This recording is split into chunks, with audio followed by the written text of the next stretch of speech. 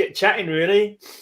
Yeah. So we're live now. We're live. Hello. Hey, everyone. Welcome to another Heavy Metal Hangout here on the Greyman channel. And we've got some cool people in today. We've got, I can't see the names now, Steve from Buried, Kenneth from, I think you're from Evilon. I think Kenneth is from Evilon. Johnny, you're from Buried as well, aren't you? Or are you from Evilon? I'm from Evilon. Ah, okay. Is that how it's pronounced? Evilon. Cool. Yeah. And my mate Alexandra's here as well. What's up? Send me a link. I've not sent you a link yet. That's my mate. My mate who comes on as well. I've not even sent him a link yet. What an idiot! He's just come downstairs to say, "Why haven't you sent me a link?" Anyway, how is everyone today? How's life in your respective parts of the world? I'm good. That's cool. You got any gigs? Very stressful. Very stressful. Yeah. What's happening? Just life in general. No, just political stuff all week, and that's why I'm so tired. That's why I don't think I will stay on today. Right, no worries, mate. You know. Is that all to do with Ukraine or? What's that to do with the Ukraine or the guy in the hunger strike guy or? Yeah, the hunger strike. Oh, right. Yes, I've not really followed the news that much. There's been arrests and all sorts over that, hasn't there? Yeah.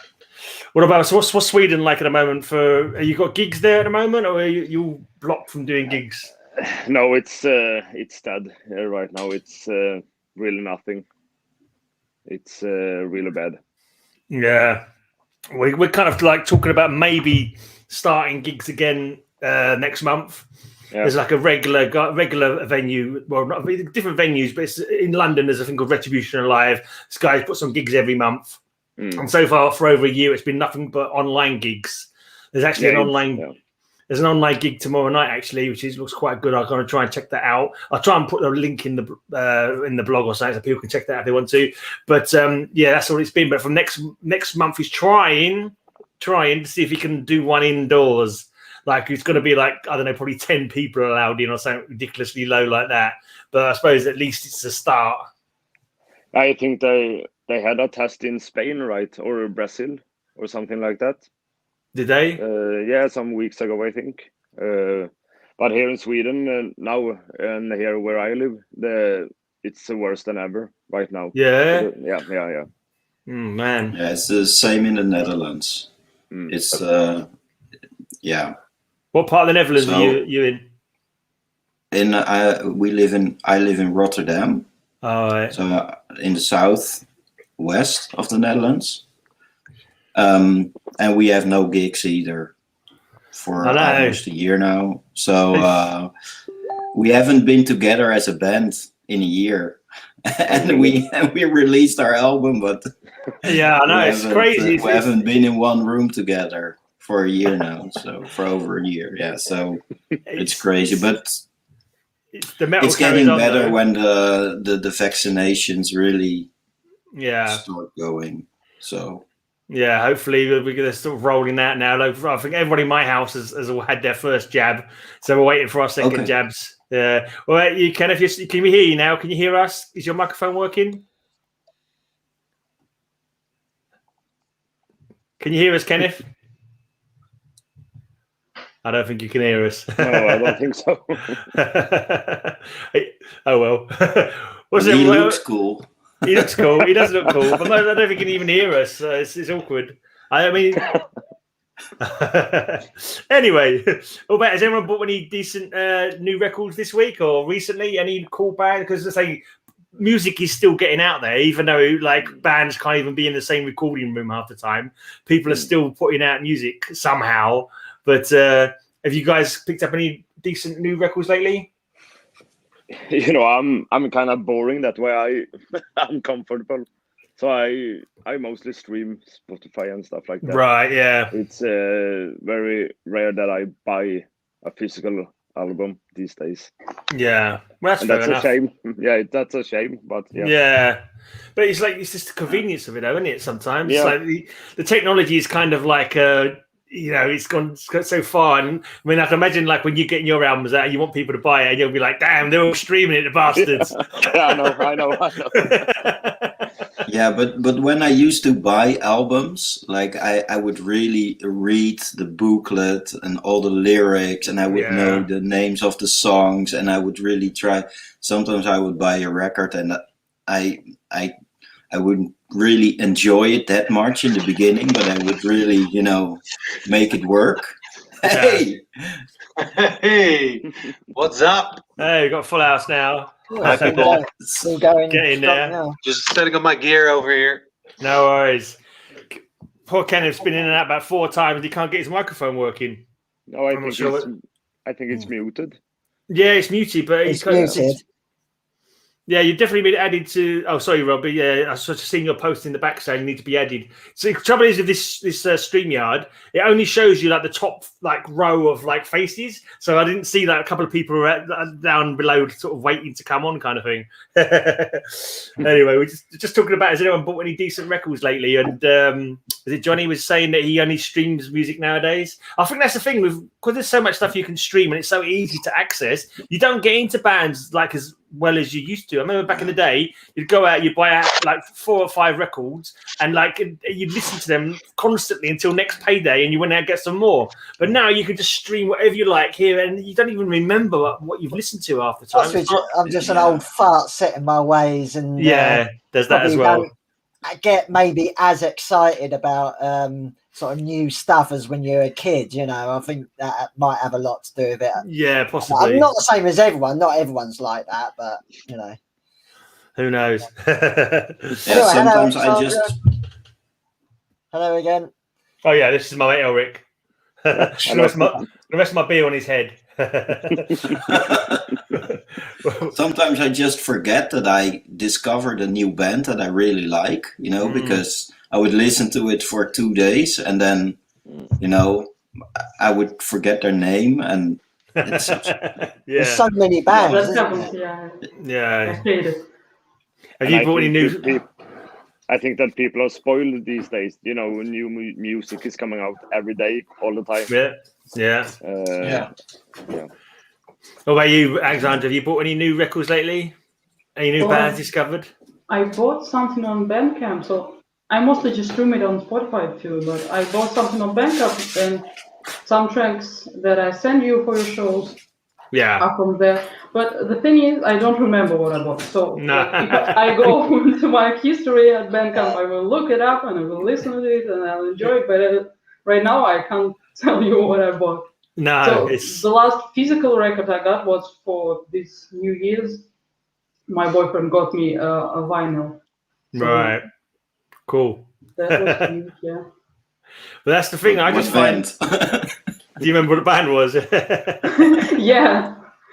Kruger. It's from my hometown where I live now. So yeah. All right. Well, what sort of music was they? Metal, and I think I've sent you one of their tracks. Okay, cool. A year ago, maybe. All right. What was they called again? Supruga. Yeah. I don't remember. That's the thing, because me and Elric both do I do my podcast every Sunday. He does an online radio show. Send him some MP3s if you want him to play your tracks, by the way. And we get so many promos. I don't even really remember what I've listened to one week to the next. I play 30 bands every week on my show, and people say, "Oh, have you played so and so?" And I'm like, type in search. Have I played this? Go into my blog, type in the name, see if it comes up if I've played them or not. Because just it's just too many bands. You get sent so much emails from promoters as well, so you got a deluge of music you got to try and get through, and you can't listen to it all. Know. So, but I feel privileged at the same time. So, it's nice to get free shit, but then the other one it kind of cheapens it in a way because you've got so much free shit you don't even get a chance to listen to it. Yeah. I've run out of room on my fucking hard drive, so when I get new promos now, I pick a track and then I fucking delete the rest of the album because I haven't got room to bloody well keep it. I just haven't got the room to store it. So it's kind of hope. What I kind of hope that I'm supporting. I kind of hope that I'm still supporting the scene by sharing people's music with hopefully new people. That's the aim anyway. But it's I don't listen to like I used to because I just don't have the fucking hours in the day to be able to listen as much as I used to. But when you're searching for new bands, when you're looking to discover new bands, where are you looking? Are you looking like on YouTube? Or on Spotify? Or no, I never use Spotify. I don't use Spotify. Actually. No, I think Spotify's for the kids. I don't know what Spotify. Yeah. Spotify. What's a Spotify when it's at home? Everyone uses it. Okay. I know. I keep getting links to Spotify. I go on there. It's like sign up for this, do this. Fuck it. I'll go and look for it on YouTube instead. But whatever emails I get in, and Bandcamp is. Bandcamp's cool. I like Bandcamp. Archive. Yeah, you can stream it on your. You can sort of it's like stored there, isn't it? But I kind of get stuff on Bandcamp, but I don't really sort of go back and come. My listening is just listening to my show. Like I get listening to the bands I'm going to play, and then I make the show, and then I share it out, listen to it a few times, and then I'm working on the next show. This week I've been because I've got I've got a theme show. The last Sunday of the month is always a theme show, and also I have my my Patreon show as well. This is Jake, everybody, from Herbal Side. He also does interviews on his channel as well. He does the interviews on his channel. Are you all right, Jake? Yeah, we'll go just getting some stuff to show. Cool. I did pick up the Herbicidal album, which I've been playing in my show, so that's cool. I forgot what I was saying now. What the fuck was I saying? It wasn't nothing important. I can't remember what I was saying now. You basically don't have time Bandcamp. to music. Bandcamp. Yeah, basically that's it, really. Yeah. But that's what I was working on my Patreon show, so I've listened to a lot of different bands today while I've been finding tracks that fit the theme, kind of thing. So that's how I'll have like a cursory listen as I'm downloading it or whatever, or buying it or whatever I'm doing to get hold of the track. So that's. There's no sort of. Get to hear some cool stuff in the vidcast, like Buried. Yeah, we played you guys last night on our video, kind of like it's like a video version of the podcast, kind of thing. So obviously there's no gigs. You guys haven't been able to do any gigs. I mean, you brought out a new. Who was it? You brought out Evilon, wasn't it? Brought out a new video. It was only a couple of days ago that it kind of went live, wasn't it? It was the last Saturday. Yeah. Was that recorded? Yeah, that was when we played. That was a cool video in the caves looking for trolls. Yeah, thank you. We just call them Norwegian out here. Right. Norwegian. That's a Swedish joke. Oh, okay. Yeah. What trolls are called Norwegians, you're saying? Is that what you... I get you. That's passed completely over the top of that. We're just sitting there going, huh? Totally lost on us, that one was, but yeah. I know a Norwegian guy who lives in Sweden, so I know all the jokes about... Like the Dutch and the Belgians, right? And the Germans. Yeah, English and the Scots. Hey, Ken, can we hear you now? Can British you hear us? and the Irish. Yeah. Can you hear us, Ken? Looks quite frowny. Yeah, quite frowny. Nothing. Can you hear us? Trying to work out this technology. Modern technology, eh? He hasn't got a mute sign on his screen anymore. No. So I'm assuming if he talks, we can hear him, I think. Yeah. So when did you record the video anyway? Was that like done over lockdown or? No, this is the last summer actually. So the video has been complete for almost a year. And the song itself has been ready for almost a year and a half. But it took some time because we were searching for a new singer. Right. Have you got a new release coming out soon? Because I think I remember that was like a new. Was that a new single? That song, was it the Path or the Way of the something or other? I can't remember what it's called now. What was the name of the song? Walk of the Damned. Walk of the Damned. Is that from like a new single, or is that like an EP coming up or something? That's the name of the single, but we are working on a new album. Right. All the songs is ready, and we will start the recordings pretty soon. Right. So, have you booked it, or are you just going to wait and see what happens with the lockdown, or? We'll see a little bit what's happened. We will try to do as much as we can ourselves. Yeah, this time. Yeah, it's tricky. Can you hear us now, Ken? Yeah, can you hear me now? Yes, we can hear you. We can hear you. Hey, welcome. How you doing? How you doing? Had problems. It didn't work with Wi-Fi, so I had to plug in direct from the router. That's the technology for you. Have you bought any new records recently? Any good metal you've bought this week? Nope. He's like, judging from that picture, he's like a toddler, so he's way too busy. He's way too busy for that. He's banned. That's the only metal you need. Yeah, fair enough. What I have bought though is Black Tar Superstar. Oh right. Their EP. Well, the old one. I've yet to get it yet, but was it Old Gods Arise? Old Gods Awaken. That's it. Yeah. Well, they got a new album coming out. Yeah. Check them guys out. They're like a sludgy, doomy thing. They're really good. Yeah, I'm gonna have to. Horror based. And they're playing an online gig tonight as well. Yeah, tomorrow night. Tomorrow night they're doing an online gig. I'll have to find the link for that and post it in the chat or something. Yeah, I'll do that later on if I remember. What Buried song did we play on the Vidcast? I can't remember.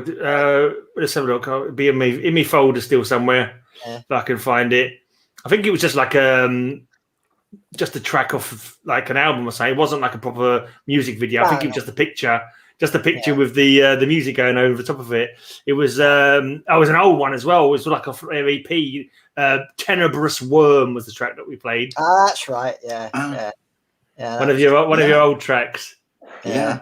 And it's the last track on our album. Right. We recorded it. Cool. Yeah. Recycled it. Yeah. Well, Are you still sounding in that way, or have you moved on from that? Or we moved on. Oh, really? Yeah. I guess. Yeah, we sound a bit more like a lot more modern, I guess. But a bit more extreme, I guess. Robbie, what do you think? Have we changed our sound? I think when at the time when we wrote that song, we were more about less about blast beats and more trash influenced, I would say. I think a lot of that comes from you, Steve, and I think over time we've evolved. I think you've pulled a little bit more extreme influences into the music, a bit of Decapitated and those kind of influences, and the rest of the band kind of went along with that. I was distracted by a pussycat. Yeah, me too. You're not the only one. Yeah. Did you guys see the Metal Archives when they changed all the pictures to pussycats? Like, here's another one. There you go. Awesome. Another one. What the song reminded me of though, because like it obviously it's death metal, but has like progressive elements. You could hear that. Yeah. It also reminded me of a really sort of cool '90s demo, in a really good way. Do you know what I mean? It had a kind of rawness to it as well. It was cool. Yeah. But we to be honest, we just wanted to mix it our own. The promo, the song you are talking about. Back it's like 2014, I guess we released that. Yeah. And we just mixed it ourselves, and it sounds nothing like compared to our new release. I think, Steve, we always considered that as kind of like a first learning step. Yeah. And actually, with this new record, Steve has been mixing a lot of that. I think the thing we've done different is just, put a lot more time and investigation into that. Steve did mostly, and we had someone do the final, mix and master of it, so that kind of shows the difference in quality, I think. Yeah, but to be honest, I didn't. Well, Bas de Roy did our mix. I tried to do it. You're too modest, Steve, and Warren's up to Bas, but you're too modest. You did a lot of work on that. It sounded sick. we wanted to. We knew what we wanted to sound like, so we hired a professional engineer to do it for us, and he did a great job. But we had a vision in mind. I worked a lot with Joel, our singer, and we just knew what we wanted. So all the years, all the mixing and all the failing, it really helped us to get this. Practice makes perfect. Like, so the more you so it's a learning curve, isn't it? You have a few dodgy ones along the way, but you get better at doing it every single time you do, I suppose, until you become perfect. And to understand what you want to sound like, it's very. I think it's very good to work on your mixes yourself first, but then hire a professional to completely delete your mix and start all over again. But then he or she really understands what you're looking for, So it really helps. Yeah. One aspect of it that I really like about the record and the mix is that a lot of like subtle background noise has been mixed into it. A lot of explosions, shattering glass, and that's I think one of the things that you also brought, Steve. Just based on your research, kind of looking at what other producers were doing, and kind of Buzz, took that and took it to the next level. But I think that's kind of you can really tell from the mix that it has more than just the band playing. It has a lot more going on in the background. Sometimes very subtly, but it does make a lot of difference and makes it sound more sophisticated, I think. Cool. And more modern as well, yeah. What about Evilon? Do you do your own sound, Evilon, or do you go straight to the producer? No, we can't do that. So we use a producer, and this we have struggled with this for every album we have made. But this time we feel that we found the right one. He nailed the sound exactly the way we want it to sound. Yeah. So it's we're really happy with that. Cool. We used an old friend of mine. I actually played in the same band as him back in 1991. Wow. A few years ago. Yeah. He's a guitar player, and at that time I played bass. What band was it? Our name was Nightclub Special. Melodic rock. Okay, right. Yeah. That was when I was young and pretty, That's you. Don't sell yourself short. He's done a great job. We finally get the sound that we were looking at for a while. It's very dynamic. You can hear everything, and it's in English. You got some balls in the sound, but you still hear everything without getting muddy and. And it's still dirty. Yeah. So it's like it's not too pristine. It's still got some rough edge to it. Yeah. Is that what you're trying to say, more or less? Yeah, and I think so. Yeah, it's a clean sound. Right, but not too clean though. I thought you. No. Oh yeah, it's got a bit of an edge to it still. Because sometimes when it's too clean, it can be like sterile. If you make it too clean, the sound, it could be like a bit too sort of clinical kind of thing. You need a little bit of a fuzzy edge or a bit of buzz to it to give it just enough roughness to appeal. That's actually a problem with a lot of modern recordings. Hey, you got another cat. We have another cat. Another cat. Yeah. We need to play cat bingo on this show. Yeah. Bingo every time a cat comes over us. Full house. So I think because of digital recording, everything can sound a little bit sort of overly clean and mechanical, and a lot of stuff it produced sounds the same as well because of that. Can do if you're not careful. So to get there's all the auto correction and pitched correction and all that. I sometimes just wish a band would just go in there and just record almost live, really. You know, old school. Yeah. Old school. Yeah. You have to be careful with all the plugins. Yeah. Everyone is using the same plugins, so you can choose your drum sound from a library because 10,000 other bands use the same sound. I would never want to do that in a band. I would never want to like take anything from anywhere. Just try and do your but we're old school, I guess. Yeah, spoken like a true non-musician there. Non-musician. You don't play. You can't play. The only instrument you play is the one-string fiddle when you're in your bedroom watching Pornhub. I used to play violin. I did used to play violin. Oh, yeah, that's true. I forgot about that. Yeah, a long time ago.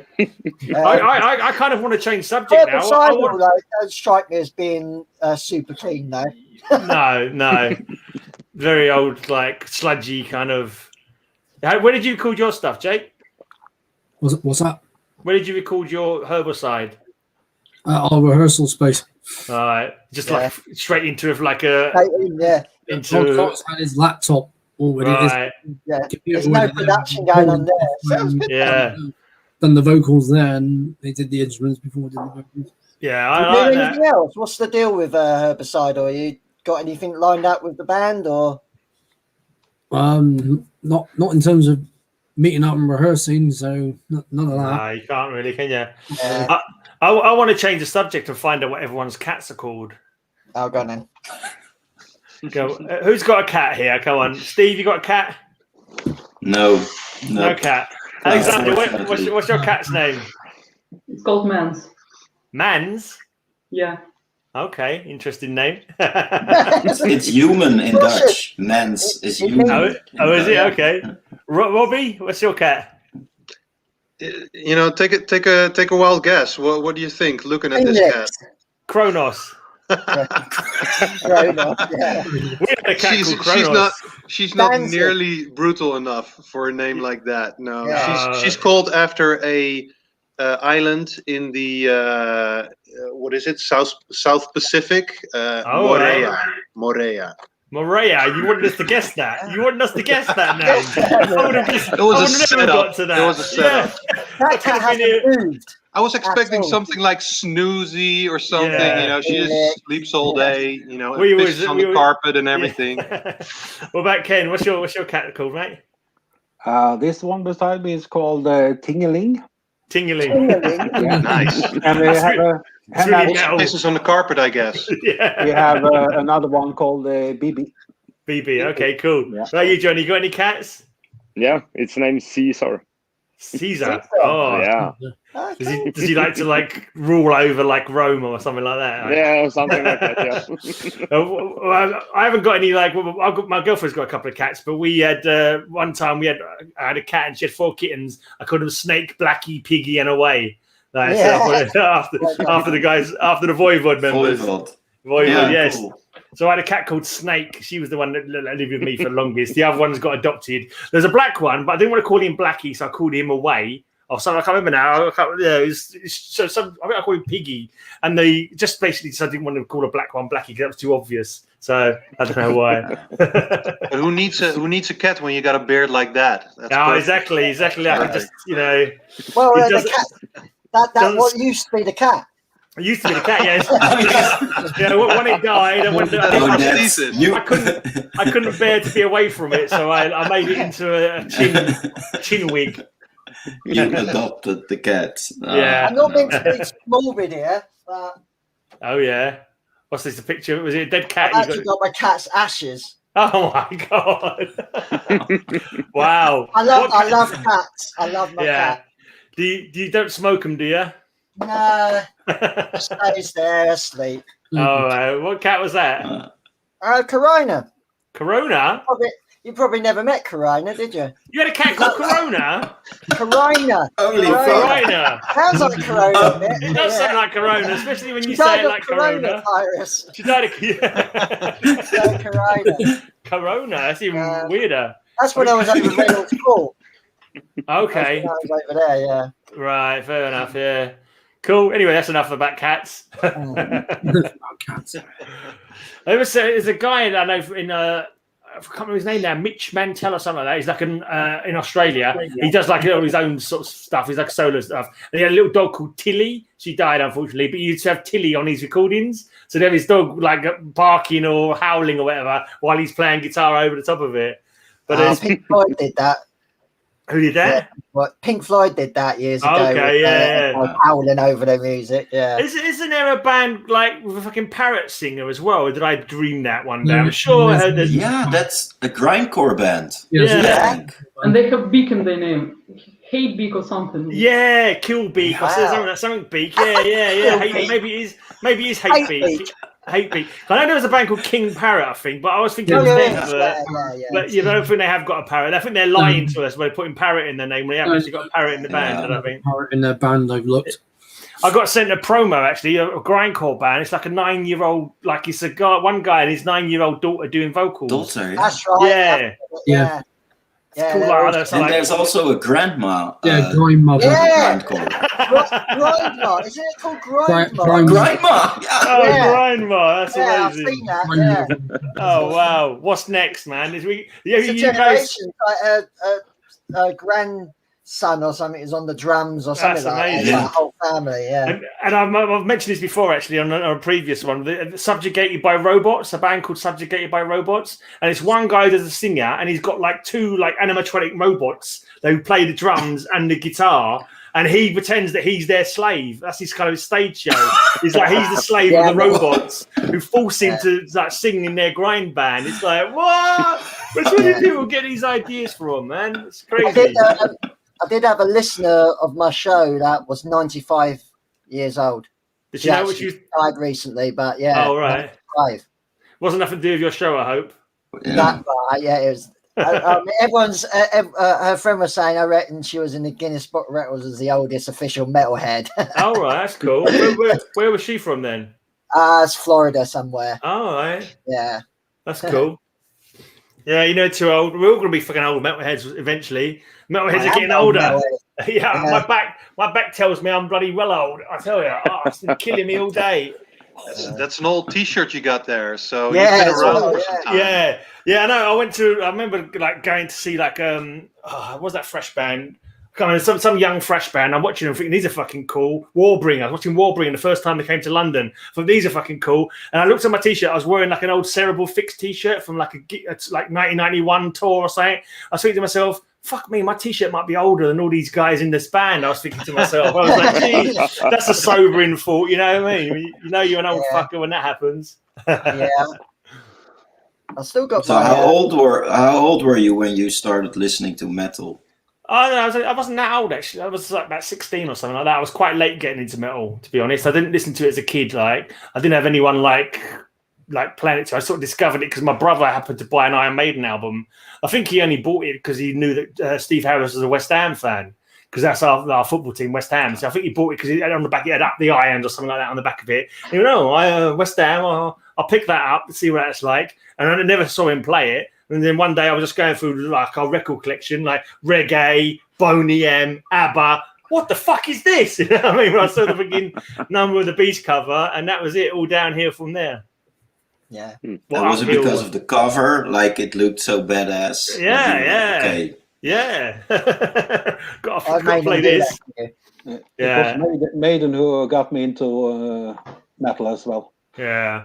Yeah, pretty much me. I mean, yeah, and it was down to the cover. I saw a poster because we're from the area where Iron Maiden started. Yeah. So I saw the Live After Death poster. I was like, fuck, this looks amazing. What is it? You know? Yeah. But it was actually really like for me. It was because I grew up on rock, so I started quite early. My parents are into the music.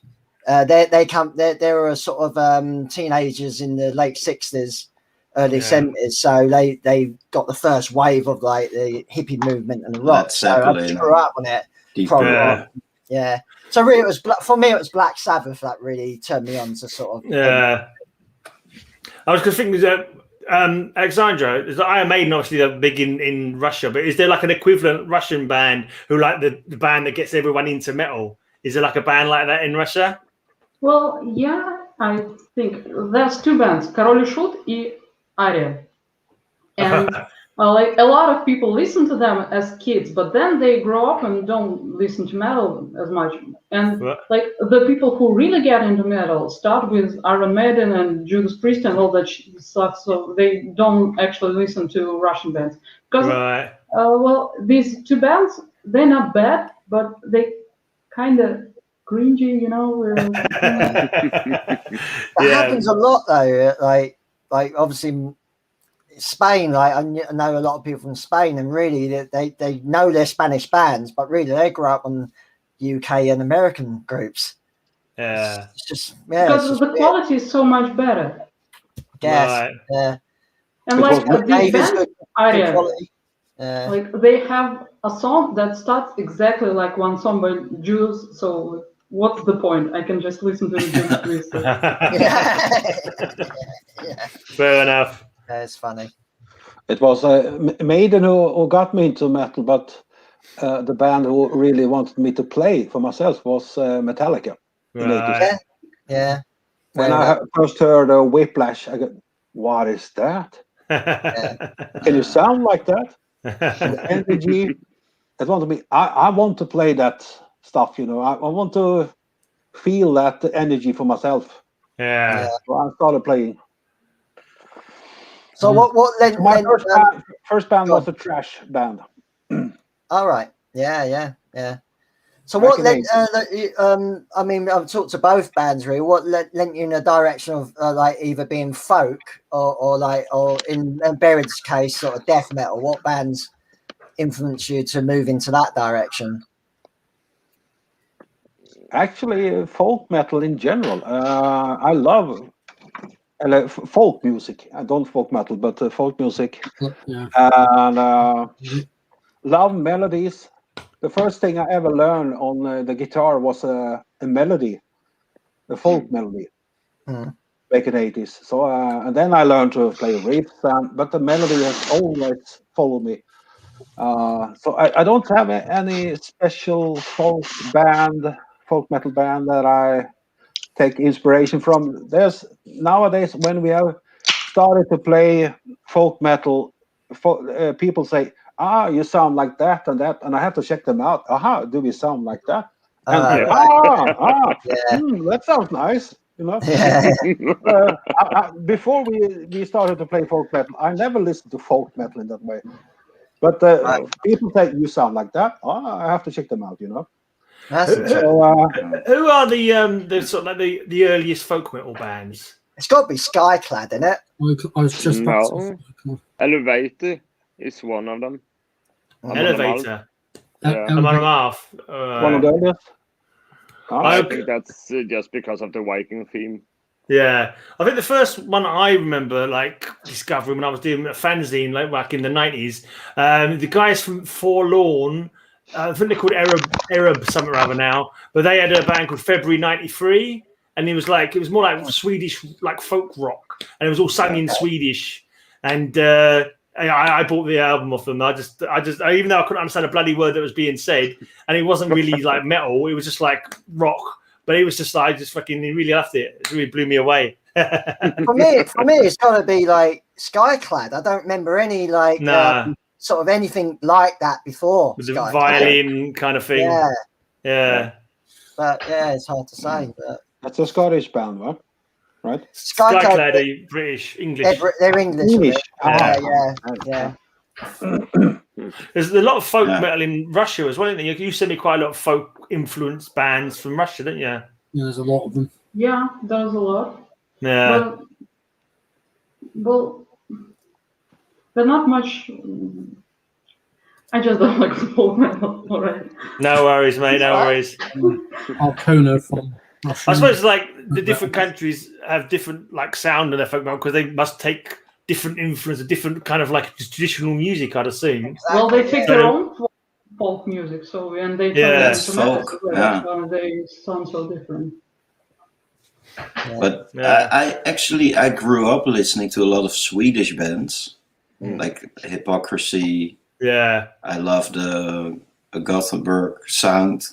Yeah, me too. So that's I always loved it. And later on, I started listening to the more American death metal bands like Nile and more brutal bands. You know, I remember listening to Morbid Angel because a friend of mine at high school used to listen to it and he would love it. And I was like, I think I was 15 or something, and I was like, what the fuck is this? I didn't understand what, you know, I was like, the guitar solo is out of tune, or what the fuck is this? What is this? Why is the tune this low? I was like, no, this is just not. This is not. No, I just didn't like it, but in the end, you know, after a few years, I really wanted to understand it because it had something like, I had to learn to like it, you know. I think you do. I was listening to it for years already. I liked it, but I got a whole new appreciation for it when their live album came out, and you could hear that Trey Ezektoth, he was just, you know, nailing all of those solos exactly the way he was playing them on the album and all of the riffs. And it was just like, oh my god, it's not like he's on purpose. It's not like he's just fumbling around, you know, making noise. He's nailing that shit. So I got a whole new appreciation for it. And Pete Sandoval on the drums is just, at the time, was just no one could touch him, you know. I don't know what it was like with other people. I found I kind of had to get into like heavier stuff because when I remember the first time I heard Slayer, Raining Blood, I was like, "What the fuck?" I thought I was like, it felt like I was in front of a fan, like blasting my hair, like we're listening to it. It was like, "Whoa!" And it was just like, "This is crazy." And then like, but then suddenly you find, fuck me, this is really good. Like after, but it's like I remember, like, I don't know if you guys know Onslaught. Like they were kind of like a thrash band from the UK. Wasn't that heavy, but to me, when I first heard them, it was the heaviest thing ever. And I thought, oh, nothing could be heavier than this. And then fucking Slayer, and then fucking death metal, and then grindcore. Oh my god, it was Anthrax for me. You know, I remember, you know, kind of being on holidays with my parents and slipping like an Anthrax, you know, cassette tape into the car radio, and almost being ashamed about how brutal it was. You know, but your parents are very supportive. They're very supportive. Of time, brutal. Yeah, but it is, you know. I mean, it's still heavy stuff. I mean, it's still totally. You can still, you know, you can still listen to that and enjoy it. You know, among the rhythms, like, survives. Still sounds fresh and great to me. I can still scare my mom with it. So But Robbie, your parents even allowed you to practice in your house with a full band. With it was like our first like rehearsal room, like up in my bedroom. We were living next to a library. And we were practicing with windows open, you know, midsummer. So did you not get any some unhappy neighbors? I bet you did. Yeah. Did you not get any letters to the house, or like, you know, flight letters? You know, they were cool about it. They just came over, you know, rang the doorbell, asked if we could close the windows. That's fine. You know, we just kept on jamming. Yeah, wow. What about you, Jake? Because like, obviously your band's more on the sort of doom stoner side of things, which I love that genre as well. That. So what sort of bands were you into at the moment? Well, a lot of death metal, obviously, because there's a lot of death metal and thrash, of course. Yeah. Because Gray mentioned Onslaught earlier, and they're from my neck of the woods. Right. From here. Bristol, by the way. And what was it? Black metal. I do like my black metal. But just folk metal, my folk music as well.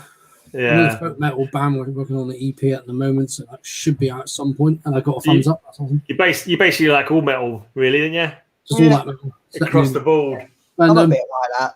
Yeah, just all over the place. And I actually got the stuff I bought from Black City Records as well. Yeah, I was going to say that. Because like I went round everybody and said, "Has anyone bought any new records lately?" And you hadn't turned up at that point, I don't think. And I mean, tell us about. You got a new record shop just open. It's called Black City Records. It's here in Bristol. It's up the road from the Griffin, which is here, the #1 metal pub in Bristol. gonna put you on big screen. Hopefully, if I can work this out. Where are you? Just put yourself on big screen. No, I know. I've got to move you over. That's why. Go on, show us your records. Then show us your new records. Well, I did show one earlier when you said Morbid Angel. Yeah, I saw that. Yeah. Yeah, cool. I don't have any Morbid Angel. It's still sealed. It's still sealed. I'm not taking it out yet. Is it an original pressing or is it like a repress one? Yeah. No bonus tracks, nothing. Yeah.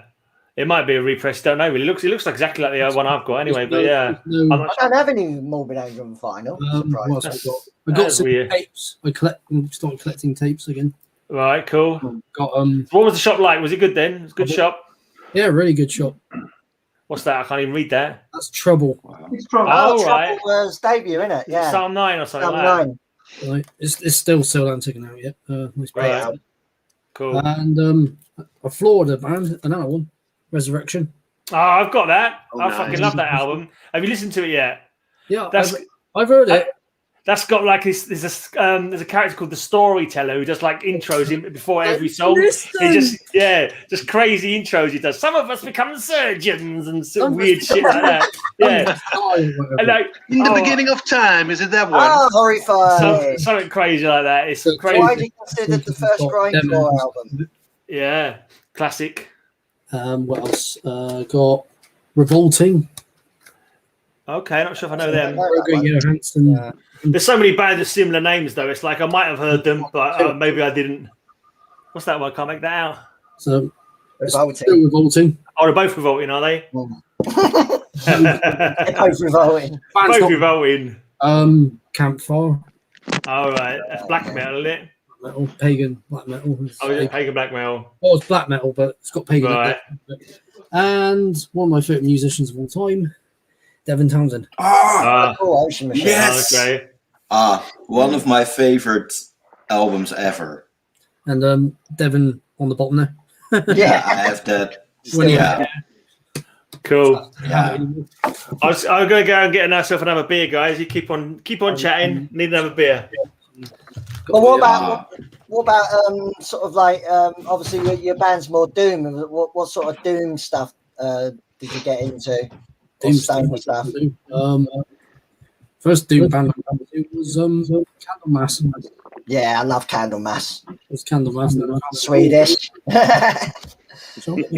coined the phrase doom, really. No, because there were sort of other bands around the time like St. Vitus, Pentagram, Obsessed, but really they were the first band to coin the name doom, Candlemas. Yeah, that was another band I got to. Who else? Waggle Dance. There's a lot of doom bands I got into. Can't name it at the top of my head right now. Is that the Solitude Turners?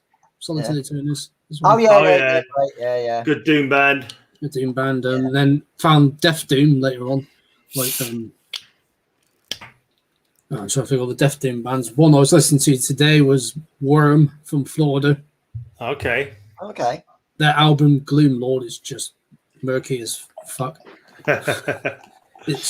And you can listen to it on a nice walk in a forest.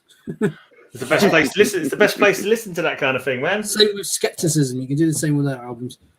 Yeah, I used to go on my daily walks, go see the ducks, on the duck pond, listening to one of my podcasts. Normally, nice variety of tunes on my podcast. Nice variety. Absolutely. I'm trying to think of other doom bands I've gotten into. We're going to have to check my CD collection because I know there's a lot. Yeah. I got a lot of death metal, thrash metal, grindcore, doom metal, black metal. Fucking. When's your next chat on your channel? I've just recorded it. It was with Carl Willits from Bolt for a Memorial. Oh, right, cool. I'll have to check that out. Yeah. Once I'm going to probably upload it tomorrow. Yeah, you have to do a lot of editing on it, or? No, I don't really do much editing. I just upload it as it is. Yeah, me too. I don't. Well, I'll say I don't. Yeah, it was a fun chat because at one point he spilt his beer. There's nothing fun about spilling your beer, man. Come on, show a little compassion for the guy. There's nothing funny about spilling beer. Then he said, "Oh, I'm going to slurp it up." Puts his head down when he spilt it and slurps it up. I thought this guy's fucking mental. Yeah. But fucking awesome to chat to, though. Yeah, cool. Talking about beer, I hear British pubs have reopened, right? How about you guys? The gardens. Slightly. You're not allowed indoors. You have to just drink. It's not all pubs have got gardens. I haven't bothered. I haven't bothered. I went to one on Tuesday. Will be my first pub because I'm going to my sister, so it'll be my first pub. Cool. I know Hamford. You know Hamford? Yeah, I've not heard of them. From the Faroe Islands. Get them to send me an MP3. I'll play it on my podcast if they're interested. Get them to come and hang out on a Friday night with us here on my channel. They could tell us more about it. See, I was trying to remember Doom bands. Hamford. There you go. Hamford. Okay. So I just put my email up. If you want to stick that out, Graham. If anyone wants to send me music to play on my radio show, go ahead. It's in the private chat.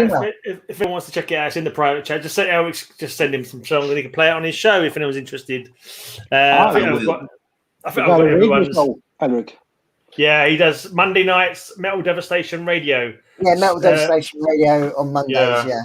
Oh. I got the interview with Black Tar Superstar this Monday. Superstar. Do you play any folk metal? Any punk?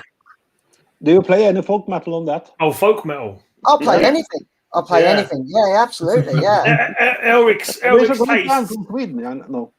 Elric's taste is much wider than my tastes. He plays anything from bloody 60s blinking kind of hard rolls, classic rock, to blinking, right up to modern day.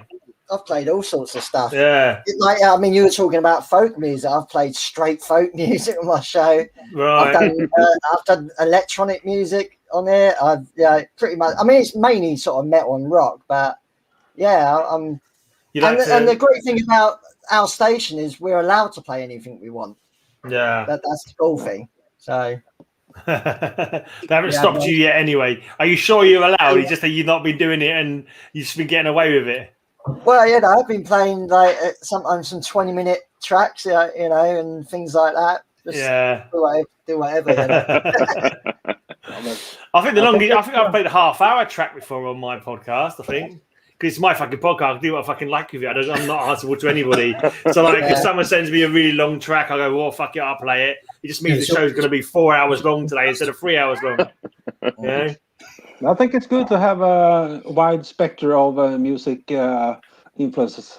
Myself, I listen to just anything. Yeah. Almost anything. Same here.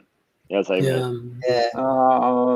Classical music, folk music. I've played classical music on my show before. Yeah. Up to the most brutal death, extreme metal. I love everything, actually. Yeah. Black metal, death metal. I played a bit of blues. Bit of Sesame Street as well. They're the best. I love them. I was on Mayhem live in Same back in I think it was 91 with Dead on vocals. Live in Leipzig. Yeah. And I bought the first EP. So I have it signed EP with Euronymous and it's worth a lot of money. Yeah. Oh God, probably, yeah. Don't sell it. You can retire on that. No, don't. I got my mate is trolling me from the comment section. I'm not sure who a 98 Degrees are, but I've got a vague opinion. I think NSYNC are some crappy boy band, aren't they? He knows a lot more about these bands than I do. That's why he knows all the names that he's commenting on. So I've never even heard of them. Yeah. I don't play poppy shit. So what about you guys? You like your wide range of musics. Any plans to do any wacky cover versions of anything? Ooh. What would you do a cover of? Actually, we have talked about doing a song that is absolutely not metal and make it into metal, but we haven't decided on one. It would be a fun idea. I don't really have any current plans, but with one of my previous, projects, did that for about half a year. We did a Robbie Williams cover. How about that? Oh wow! My band, like way ages ago. We actually got this close to doing an ABBA cover. We practiced it a couple of times. We did one sort of warm up at a gig, like where we did it, and then we just went, nah, we won't bother. What ABBA song was it? Voulez-vous. All right. Actually, with one of my previous band, Paimia, we did a cover of one of the Death albums, Spiritual Healing. Is that the shirt you're wearing? That's the shirt you're wearing, right? My favorite Death album. I love that. What was the song again? I think it was like the fourth song. It was like but we kind of Living Monstrosity. We amped up the beats per minute a little bit. We made kind of like a grind version out of it. Oh yeah, with blast beats, right? Yeah, totally. Yeah, excellent. I think this is the best Death album because it's the perfect mix of the brutal and the kind of like beautiful. So I call it brutiful. Just enough beauty, just enough brutal, just enough brutal, just enough beautiful. I like it. It's the perfect. After this, it's kind of like a bit too much, kind of thing, and not enough brutal. So this one was the perfect mix. I have a nostalgic feeling against Leprosy because that was meant to be a lot to me back in the days, but. I love that. Yeah, the fourth track on Spiritual Healing is called Within the Mind. That's the one. That's the one. Nice song. It's perfect the way it is, but we just we had to amp up the BPM a little bit. Yeah, right. Because it's not that fast. It was, we kind of that was our thing, so we had to amp it up a little bit. Mm-hmm. Yeah. Sounds again that would be a good idea. It's like I'm thinking about Buried. I haven't listened to. What can you tell me to make me listen to your music? Don't do it. Don't listen. Please don't. If you want to, have a good life, don't listen to our music. Do it about Buried. No, it's we're. Hold on, Steve. I know what to say. It has a lot of folk. It has a lot of folk influence. No, I love death metal and progressive metal, and like I spoke of Nile before. I love them. Yeah, I was actually thinking, Steve. Do we have any Dutch death metal bands with folk influences? I'm having a hard time coming up with any. I guess Heidevolk. Heidevolk, yeah. I've heard them. Heidevolk. Yeah. I've seen them play in London. Heidevolk. When I think about Dutch folk, I think about Jan Smit and those kind of things. No, yeah, that's it's hard to combine with interpretation of folk. I guess so. Yeah. Focus. Yeah, you should. What can you compare? Focus. Yeah. Need proper Dutch folk with clogs and tulips. That's what we need to. We need some bands to do that in the future. We need to integrate that, Steve. Yeah. Spinal Tap. Spinal Tap had Stony Haynes. They could come on with like a windmill in the middle of the stage, kind of thing. No, but I think you can compare us to I guess. Compares to Cannibal Corpse, Decapitated, and Pantera. All right. I guess. That sounds good. With, Interesting. A lot of, didn't see that coming. About Dutch folk metal bands, there's a typical Dutch thing, Cheese. And I've seen, about 2 years back, I've seen this Dutch band called Kaasgaaf Party Grind. It's it's cheese grade party grind, and they're fabulous. So I would nominate them as our Dutch folk metal band.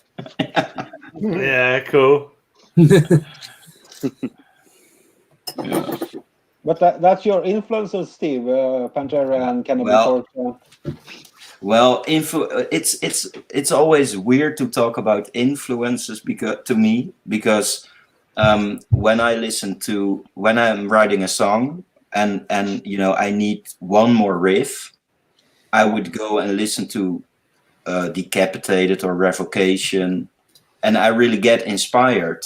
But the riff may sound way more different than those bands. Yeah. You know, so it's to me it's fair. I'm like on our album. I know the influences of every song. Like, okay, this is a Decapitated song. This is a Suffocation song. This is a Morbid Angel song. But and maybe you know, maybe without comparing it to other bands, you know, what I think what we try to kind of bring with our music is you know, a lot of intensity, and we're not a band that plays at, you know, 300 BPM. You know, I think we average around, you know, 180, 190 perhaps, but you know, at that kind of mid-tempo, we try musically to bring a lot of intensity, so to constantly, you know, kind of, you know, go from one climax to the next, sort of, you know. So I think if you're looking for like an intense, you know, a brutal metal album that, you know, that just has a lot of kind of energy, but, you know, doesn't go all the way up into like the 300 BPM ranges, is more mid-tempo, then that's kind of what I would say that's what we're trying to achieve with our music. Lots of groove as well. Groove as well, We should ask the same question for Evilon about your sound and your influences. Yeah, well, I take. Yeah. Well, I take inspiration from everywhere. I listen to all kinds of music, everything from Queen to Winter Sun to Amon Amarth, everything. And love Queen. Actually, I love Queen. Yeah. And I actually take a lot of inspiration. That's thanks to my mum, by the way. Yeah. She's a massive From Queen. what? Johnny, what did you say at the last band you mentioned? What was the last band? Winter Sun. Oh no. No, Amon Amarth. I don't remember. Amon Amarth, I think it was. Yeah. And I don't want Evilon to sound like any other band. I just I listen to music and try to make a Evilon sound of it. I can take inspiration from other bands, but I think it's the same as Steve said. We take inspiration in a kind of way, but when we write music, it's different from the things we listen to as well, we think. And it's very important for me as well to make original melodies. I don't borrow from other stuff. I try to make them unique. It's you only have 12 notes to work with, but I try to make everything unique. If I come up with a riff, a melody that reminds me of anything else, it's delete straight away, because I want it to be kind of unique. It's dangerous sometimes to listen to other music when you're writing music yourself, because you know, even if you don't want it, you kind of sound. If I listen to Amon Amarth and I write a song right after, that's the worst thing. Not necessarily music, but I've done things before when I think I've invented something or made something out, and I saw, God, it might not be music, but something else, and suddenly I find, oh no, I got that from there. I didn't realize I read that there, and I thought I just imagined it myself, but no, I've read it before. So I suppose it must be even worse than music. It's a reptile brain. I also noticed that if I listen to, because I love Amon Amarth, the Swedish, and if I listen too much on them when I'm in writing process, I always come up with the Amon Amarth sounding riff, and I have to delete it because Well, when I wrote, as you might know, we just released a single. When I wrote that one, I listened to a lot only medieval folk music. Only. I was going to ask where you got that, where you get the folky kind of sound from. That comes from listening to medieval music. Cool. And I got the inspiration from that. Tried not to listen to modern folk metal bands, just listening to old stuff and trying to make modern music from it. Do you ever use any traditional instruments? What? You ever use any traditional kind of old folk instruments, like a mandolin or some other old like lute or something like that? Has there ever thought about doing something like that? No, not yet. But Johnny has a mandolin, but you have to fix it. Yeah. I have a bagpipe as well, but I can play it. Definitely should be more bagpipes in metal. Yeah, it would be awesome. The only one else that in Extremo is the only one I can think of. They have bagpipes, don't they? But Cool. They have, I guess. I can't make a single sound of it. Cool, bagpipes for a bit. Yeah. But I actually love also the bagpipe, and when I write melodies and the way I play them, I try to vad heter det på engelska? Copy? Yeah, try to copy the way that bagpipes play. Sound. To get the folky, because it's a certain way of playing on the bagpipes. You can do it on the guitar, and it sounds more folky in a way. And how do you play? Like, do you tap then to make it sound like the? No, it's a fast legato, fast hammer on and pull off sound. Nice. Yeah. There's a Scottish. So you try to copy the sound. Yep. Cool. Yeah. There's a Scottish band from the 80s called Big Country that did that. Made the guitar sound like bagpipes. It's pretty cool. Yeah, I'm trying to. Yeah. Don't listen to that band then, because then. Yeah. You'll be too worried about copying or something. Yeah. Don't forget, AC/DC had bagpipes and one of their singles. Yeah. It's a long way to the top. Bagpipes. Yeah. Guav got bagpipes on one song, or at the start of it anyway. Oh, really? Yeah. Yeah. The Horror of Yeek starts with some bagpipes, I believe. What about lyrically, like the folk metal? Do you like read like old folk tales, or do you base it on local history or mythology, or do you just make up like brand new stories to go with the music? I used to make up stories of my personal life, but I used medieval or Viking theme just to give it a little bit of a spice, if you can say it like that. So sometimes I try to recreate old Nordic stories, but mostly it's just personal experience. Wow. What about Buried? Where's your lyrics coming from mainly? Well, I don't write the lyrics, so but I can. Well, it's about mental problems or just being angry, I guess. But it's nothing personal. Our is completely healthy guy. Yeah. I always found with lyrics it's good to take like a small like thing and blow it out of proportion.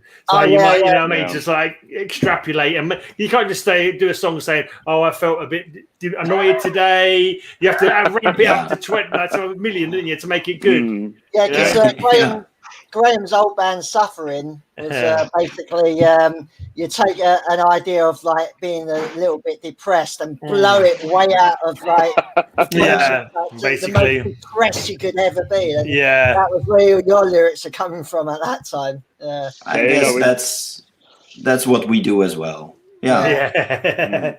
It's hard to write a happy metal song. It's not that easy. No. Have you guys heard Rata Blanca? There's an Argentinian heavy metal band called Rata Blanca. I've started doing like reaction videos on my channel, and this guy's asking me to react to one of their songs. I have to make a note of that one. Hey Emiliano, thanks for copying for commenting, mate. I'll try and check that one out sometime. Cool. But they're quite a cool band, Rata Blanca. But like, it's kind of you guys all sing in English on your records. Is that just because everybody does it, and you never thought of like just fuck it, we're going to do it in our own language, or do you think that would limit your fan base? I think it sounds the best in English. I don't know. Yeah, and it's hard to sound angry in Swedish, I guess. If we would try now, Johnny, no one would understand us. Yeah, I actually love. There's this band I don't think they do anyways.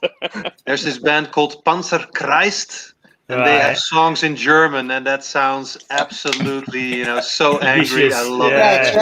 German, you're fine. That's an angry one. German is way different than Swedish or Dutch. Yeah. You gotta go German, Yeah. If you want to sound angry. Or English. Yeah. I quite like listening to. I quite like listening to music like sung in different languages.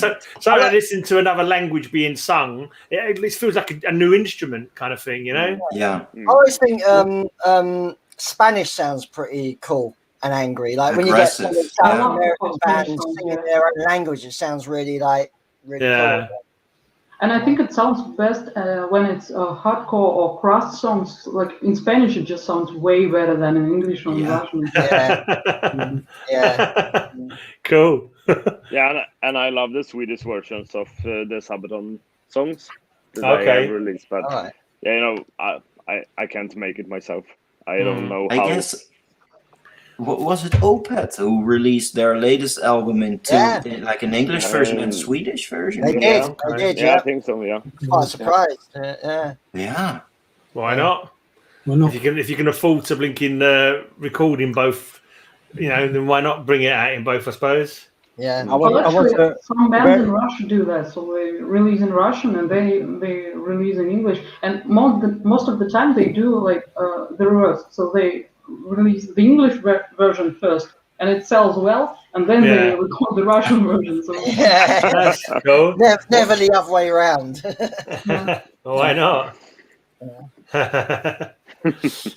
It's weird though. It's the Western language, isn't it? I guess it's the language of commerce. Motherfucker knows. I suppose if as many people as possible are going to relate to the lyrics, it's convenient with English, isn't it? Yeah. Plus, I think a lot of people are influenced by UK and American bands. Well, let's think exactly. Thinking about it though, death metal. Who gives a fuck what language you sing death metal in? Because most of the time you're not going to understand it anyway. You can say I'm singing it in English. I'm singing it in fucking in ancient Orcish or something like that. This song is in Elvish, Middle Earth. This is in Middle Earth. Yeah. One of the first death metal albums I was listening to was Slowly We Rot from Obituary. I could sing the whole album phonetically, but I had no idea what he was singing. I have that on LP. It's great. Yeah, I got one CD. I love it. I think I got that. I think I got Cause of Death. That's the best part of you playing live and you forget the lyrics. Just make some sounds. Yeah, that's it. I used to do that all the time. I can never remember my own lyrics. So it's like, oh yes. Oh, brings back memories. That Obituary is a classic album, but it's got the shittest art, ain't it? Though that Cause of Death has got the shittest cover art when you think about it. You think that's a bad album art? No, the first one, Slowly We Rot. Sorry, not fucking cheap. I still don't mind it. Yeah, no, I don't mind it, but it's just like it looks like it's drawn by fucking 12-year-old or something. That's like a proper. Do you have any? That's a proper paint. Do you have any favorite covers of albums? There's so many. What's a good cover? I don't know. I quite like Forbidden Evil. That's quite a good cover. It's just kind of simple, just two skulls crashing into each other. I think that's quite a cool one. Good imagery. But there's plenty of like awesome art. This is good. I like this one. But Dan Seagrave does lots of good art, doesn't he? He does lots of really kind of Dan Seagrave. Morbid Angel cover. That Morbid Angel. Yeah. Yes, yeah. Oh, you're not wearing dark enough clothing, Rob. You're not wearing dark enough clothing. You need to go and get yourself a black t-shirt out, mate. You're letting the side down. It's a fashion statement, So it's a fashion statement. Here's the thing, we metalheads, we start off trying to kind of not go along with the mainstream, exactly, and then we all conform to the black. Screw that. I continue resisting. You're the most metal dudes. Has anyone got a take There's on so the best? much good artwork out there, though, isn't there? I mean, Has anyone got a take on the best gatefold cover? Gatefold cover. Best gatefold cover.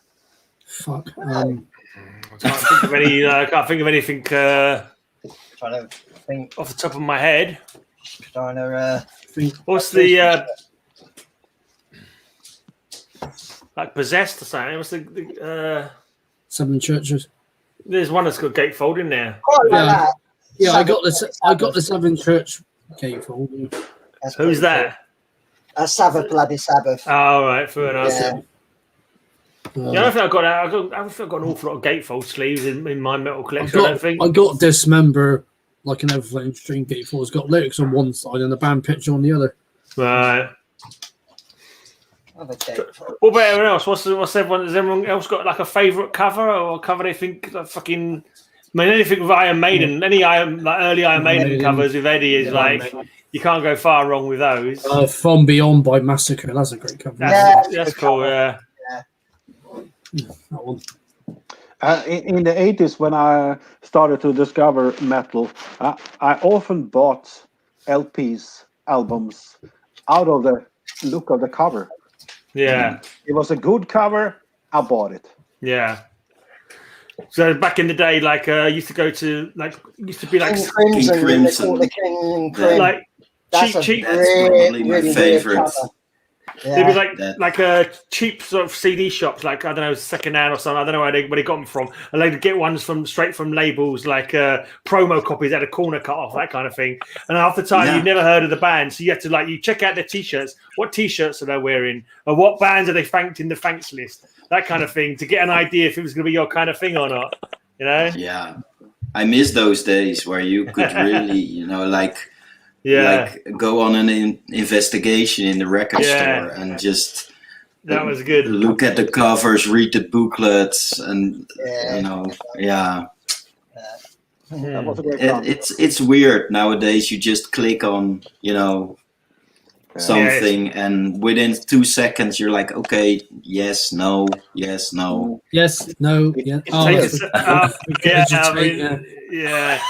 Put you on big screen. We're never. Oh, you want to see it again, Graham? I have seen it before. I know that band. Oh, we go. I have seen that. Fucking insane. Yeah. Who comes up with that? Someone who thought, what could make this better? Yeah, that's quite a good one. A fucking cock with a some of the Celtic Frost eyes and a mouth. Some of the Celtic Frost covers with the art by Geiger. Yeah, H.R. Cool. Geiger. Yeah. I don't have any colours for vinyl. When I was still, when I was a teen, I had this sticker of a band called God Worst. I had it on my, on my sports gear or something, and it was a picture of a guy putting his dick into a meat grinder with meat coming out on the other side. I was still living with my parents at the time. I remember my mom got a glimpse of it and she tore it off. She did not accept that. Oh man! Well, some of them Door Grind album covers you see. Yeah. I just when he was saying about the best gatefold, I was thinking of some of the Carcass gatefolds. There's nothing but like bits of body like chopped up all that was shocking at the time. Top body pits. Yeah, kind of like stuff. Yeah. I'm not too big of a fan of the gore grind photos. I'm like, okay, but the Carcass cover, it's actually like an artwork. So it's quite sticking artwork. It's like a collage of body parts, isn't it? It's like a body parts of meat. Basically. But just a photo of a body without a head or something. I think that's a person. That's actually I got like pictures of like people with blowing their heads off with shotguns, and it's just like bits of. And it's just like, I don't want to be seeing that. I don't need this in my life. You know what I mean? I got a mate who's into gore grind, so he likes all that stuff. Well, these are the first to do it. They're the first to do it, definitely. I don't mind the music. I don't mind the music, but some of the imagery is a bit. Yeah. Although the first about the Carcass? A bit. But Carcass did a lot of a lot of important stuff, like the grind, but also the more melodic. They like Napalm Death as well, and Carcass and Tombed. They did a lot of different things actually, but very influential. Yeah, I think like when you look at Carcass, obviously started like grindcore, but then in a way they kickstarted the melodic death metal thing, didn't it? With something like Heartwork. Yeah. In Zoom started the death metal, then went into the death and roll, and like surely they're not like bands like Sentence doing melodic death metal before Heartwork. Sentence were doing. I'm trying to think. At the Gates. They were doing Death Doom. At the Gates. Yeah. They were kind of more like technical, progressively kind of thrashy black metal. They weren't that. They had like a bit. They weren't as melodic. They was kind of. They had some weird, crazy stuff going on. I got their EP, the one with all the 4 albums. What was it? I'm trying to think of the EP now. The Gates, the City of Screaming Statues or something like that. I don't remember that one. The EP of it. Lose track, man, of all the blinking names. It was a day when back in the day, I knew every single album in my collection. Oh, Gardens of Grief. Every single member of the band in your collection, and like those days are long behind me now. Like when you can name the discography of all the bands that you own. This like That's the EP I got. Gardens of Grief. That's the one. Yeah, I'm lucky if I can remember bloody one album by a band now. It's a demo, sorry, not an EP. Yeah. I'm calling it EP. Fuck it. Do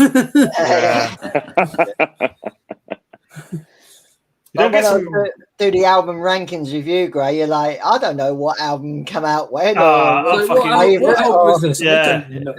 I'm nerdy when it comes to shit like that. Yeah, I'm used to that kind of thing. My brain. I'm sure it used to be good at one point. Well, maybe not as bad as it is now. But yeah, now it's just useless. It's lucky if I can remember the time I owned shoelaces, I'm like, yay! I'm having a good day. Yeah, I can remember. Yeah, the time my shoelaces. That's it.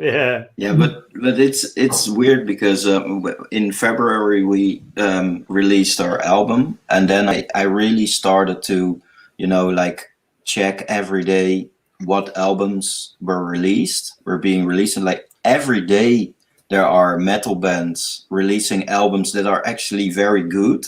Like the quality is high. Yeah. So and every band knows how to use social media, so it's so hard to get noticed. Yeah. And also you got a name called Buried, and I suspect there's a lot of Burieds in metal. No, we're actually the only metal, but no.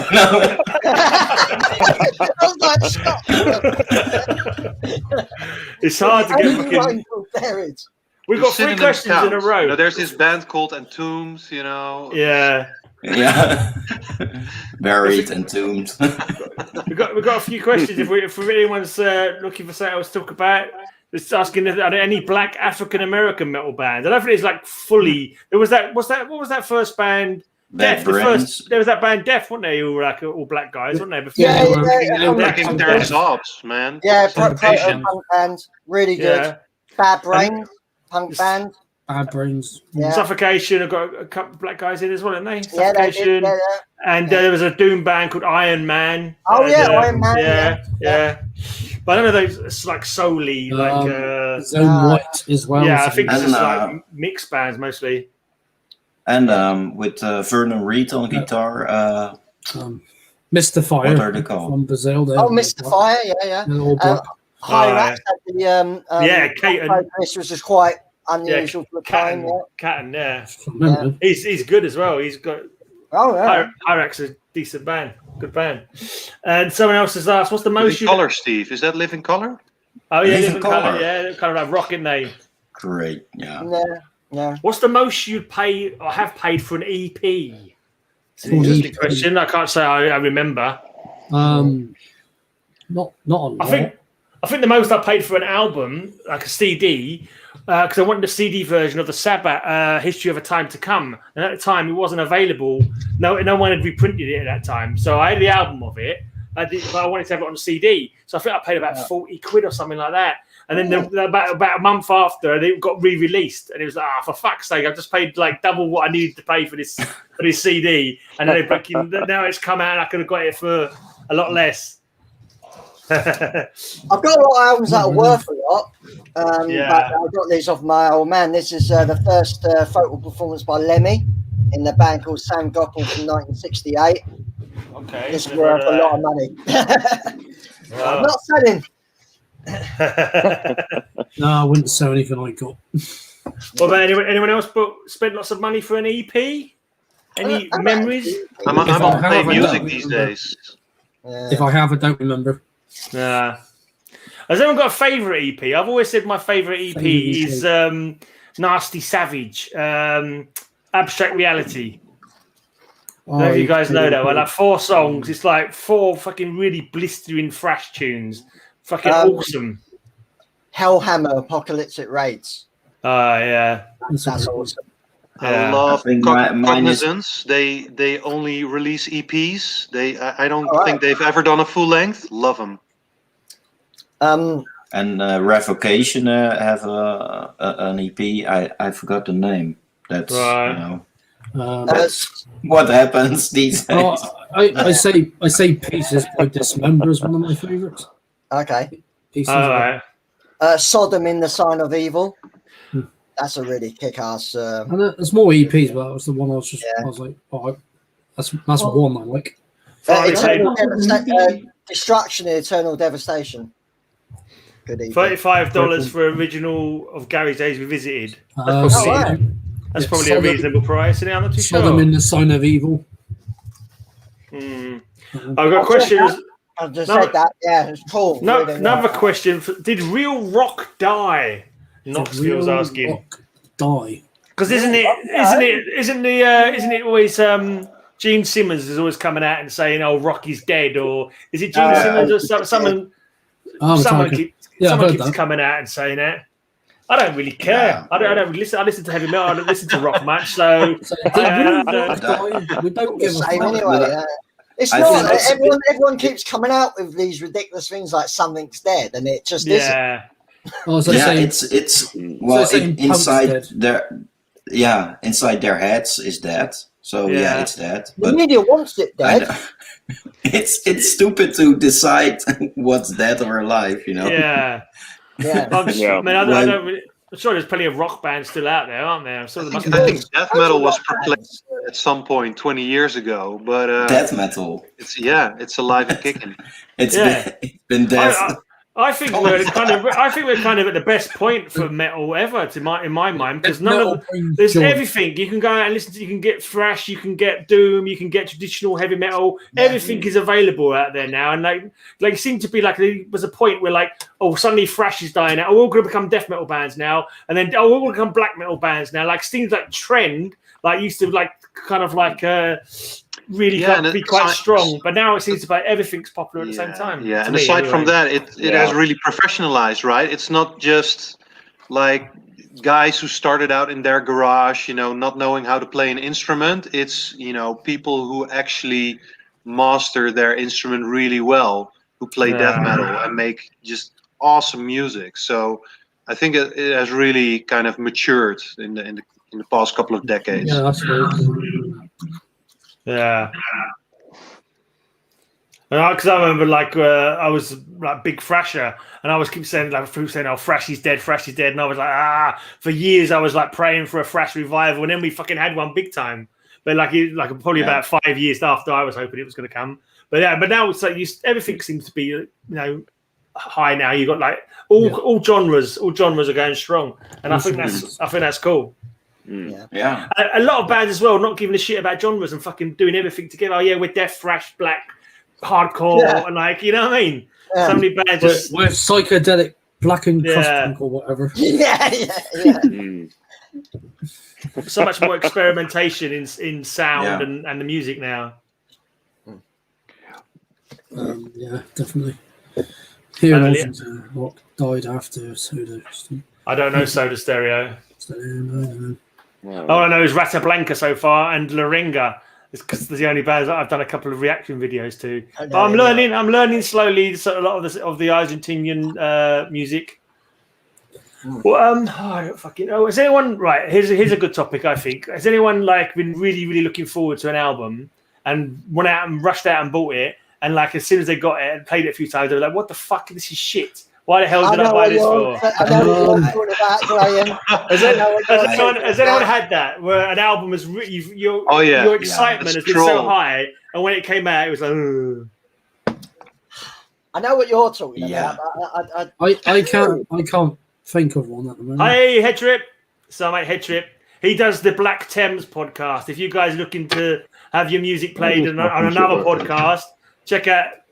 I think his link's down below. His link's down below if you want to send him some tracks. He's trying to work it out. Put your headphones on. We can hear you, mate. We can hear you. What's going on here? I'm quite easygoing with music, so I kind of like anything I hear in a strange way. I'm never like hugely disappointed. Right.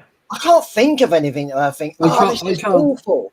Yeah, I can't think of an album that I probably picked up so much, bought it, and thought it was shit after that. Yeah, because I wouldn't even, because you'd already know that it might be shit, so I probably wouldn't get it, or did I? But you're talking about probably it too, aren't you, Graham? I'm talking about Wolverine Blues, the biggest pile of shit I ever bought. I hate Wolverine Blues. Fucking hate it. Does he like the death metal thing? Oh, man. Rubbish. Wolverine Blues is actually pretty good, isn't it? No, I love love it. Not for me. I hated it. Like, me and my mate was nearly fighting over it. There's one copy left in the shop, and I grabbed it before he did. And I was like, I fucking got it. And we went back to his place, and we played it, and I was like, this is fucking boring. Let me tell you, me and Joel, Buried Singer, we were in like a church group at some point. You know, we were raised Catholic. We were in a church group, and we were out on a camp or something. You know, where and this guy who was one of the group leaders was driving us around, and we asked him to put Wolverine Blues in the radio and put on that song, you know, about Jesus Christ, Lord of Flies in the skies, you know, just laughing our asses off in the back of the car and not knowing whether he was picking up on it. But, you know, for us, it's a classic. Yeah. I think it depends maybe on when you get into a band as well. Like, I find that whatever the first album is by a band that first got you into them is the one that you always love forevermore. Yeah, like, that's true. It's definitely just the way it is. Wolverine Blues was the first one I heard from him, so I didn't quite like it. But when I did go back and listen to like Left Hand Path and Clandestine, I love Clandestine a lot. Yeah, so it is a massive change, definitely. Yeah, exactly. Left Hand Path was the first I heard, so that's what got me into it. It just seemed to me at that time that the death metal bands, it was like, we need to try and get more popular now. We need to get a wider fan base. So let's kind of tone it down a little bit. You know, not be quite as heavy as we were. See if we can appeal to a few more people. And all that did was fuck off their original fans. And it didn't. I don't think it got on necessarily any more fans. And then, like a few months after they split up, then they come back again, back to how they were originally, and everyone likes them again. That's the trend I kind of saw anyway. Bands like Grave and Pungent Stench.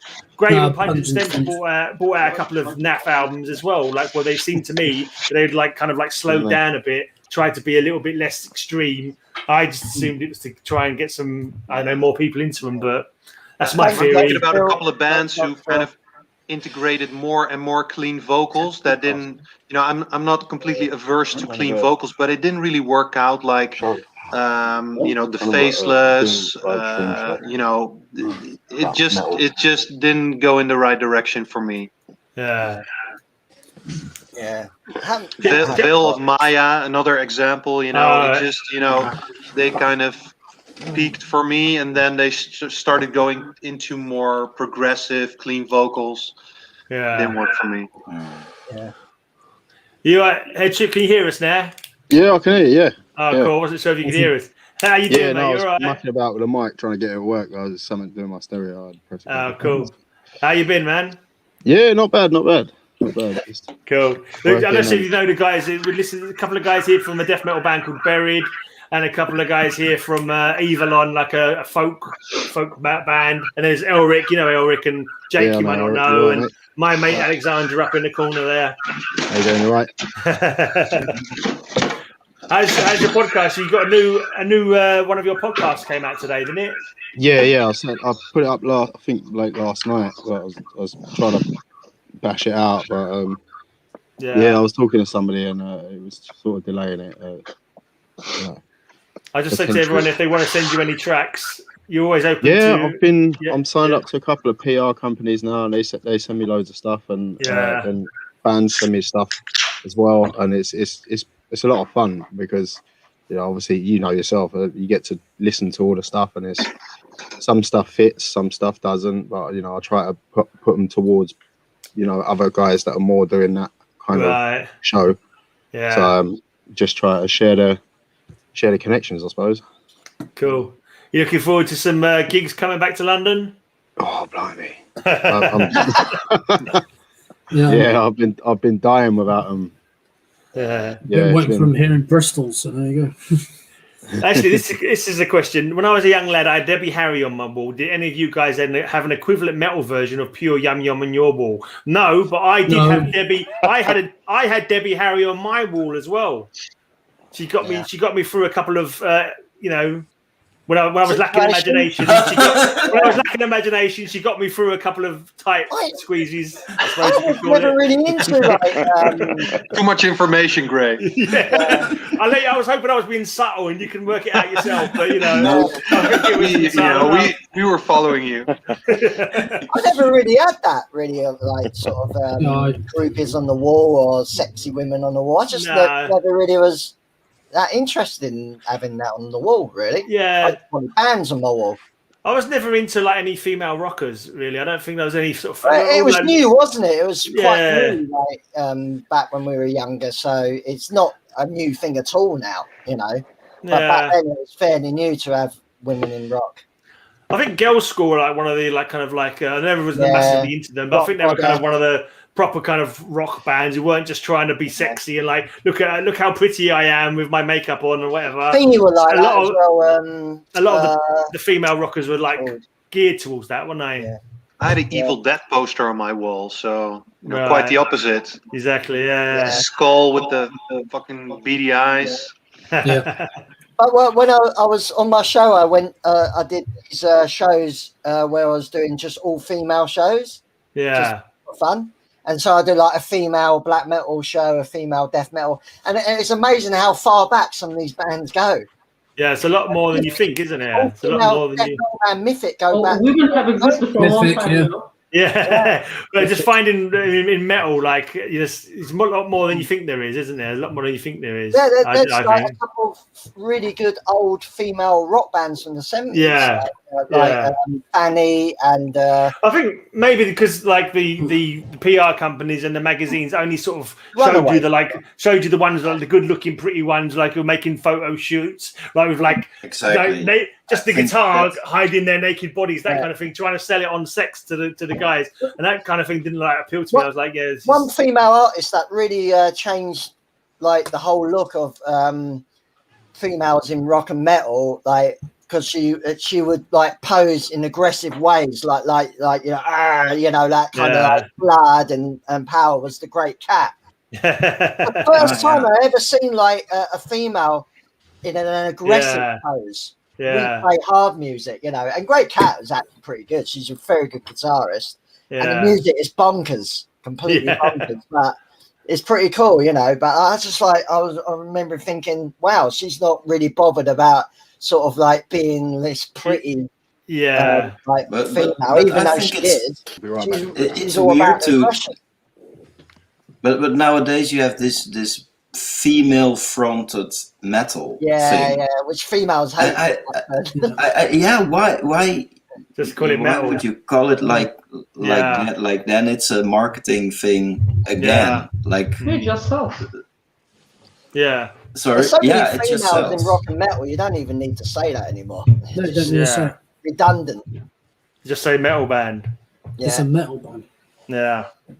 Yeah. Actually, there's a. What do you think, Alexandra? Yeah, exactly. Yeah. Well, I find saying female fronted anything is completely redundant, and it's stupid. It is, isn't it? Yeah. Just and it say doesn't that need you to be won't female sell fronted. my I'm thinking, record. we had Joe Bench back in the days, right? Bolt Oh throw. yeah, Yeah. pioneering. Yeah. So like I love when there are female vocals sound pretty good and like harsh vocals. Like that band I mentioned earlier. Sorry, my English is getting worse. That band, Supruga. It's female fronted, and it sounds amazing. Like this shrill, harsh vocals. Like I love it, and there are a lot of this type of vocals that like you can't get with a man, and it sounds amazing. But like, just don't market it as female fronted. No. Check out, and Steve actually introduced me to this band called Entheos, also with the female vocalist. Yeah, sounds awesome. Absolutely brutal. Yeah, more modern. Yeah, and some like Arch Enemy or Ginger. It's a couple of my favorite bands ever. So Ginger, that's a good live band. Ginger, these guys know how to play. I've never checked them out. I just took one look and I was like, I don't think I'm gonna like this. So I never bothered listening to them. It's not really your style, I would say. I didn't think it would be. I didn't think it would be. But is it like gothic metal? No, not at all. Really. Okay. But just have a look at a live performance. Then I don't. Maybe you won't like the music, but at least you will see they're great musicians. Yeah, and she's a really good. Yeah, and the vocals is brutal as fuck. What was that? Scottish band with the Dutch woman singing from? I can't remember. Cerebral Bore. Was it Cerebral Bore? Yeah, Cerebral Bore. Yeah, fucking just heavy as fuck.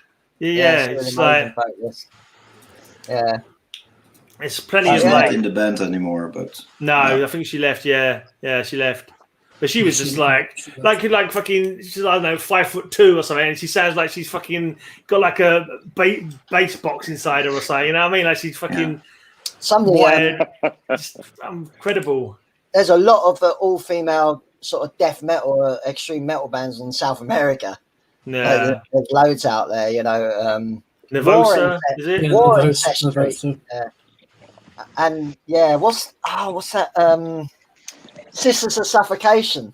That's a Dutch band. I think they got a couple of males. Yeah, they played Bristol 2 years ago, which was fun. Yeah. And there's a new band called Crypta with a Dutch guitarist in it, all female band, and I heard the single and it's super heavy, fast death metal, brutal. Yeah. I think but it's weird to say female fronted. Yeah. Oh, it's probably dying. And it's like always female fronted, so it's like never. We have a female drummer, like female bassist. It's gotta be vocalist. Female drummer fronted. I assume it's for people who like metal, but they want like a clean kind of like melodic vocal kind of thing, like the gothic metal. One of my ex-girlfriend kind of like the gothic kind of symphonic kind of metal. So it's like female. We went to a female fronted fest or something like that. There's all bands of it was like female vocalists. So it was like okay. With opera singers. Yeah, kind of that kind of thing. Cool, but, it's good to hear. But, is there any non-binary metal out there yet? There is a couple of people. There's a couple of people who've transitioned. I know a couple of bands have had people who have transitioned. Life of Agony. I didn't know someone there had Keith Caputo. Okay. There's I remember seeing a sort of metalcore band playing like Gravesend, and he transitioned to a woman, but I can't remember what the hell they're called. They're not a big thing, but yeah.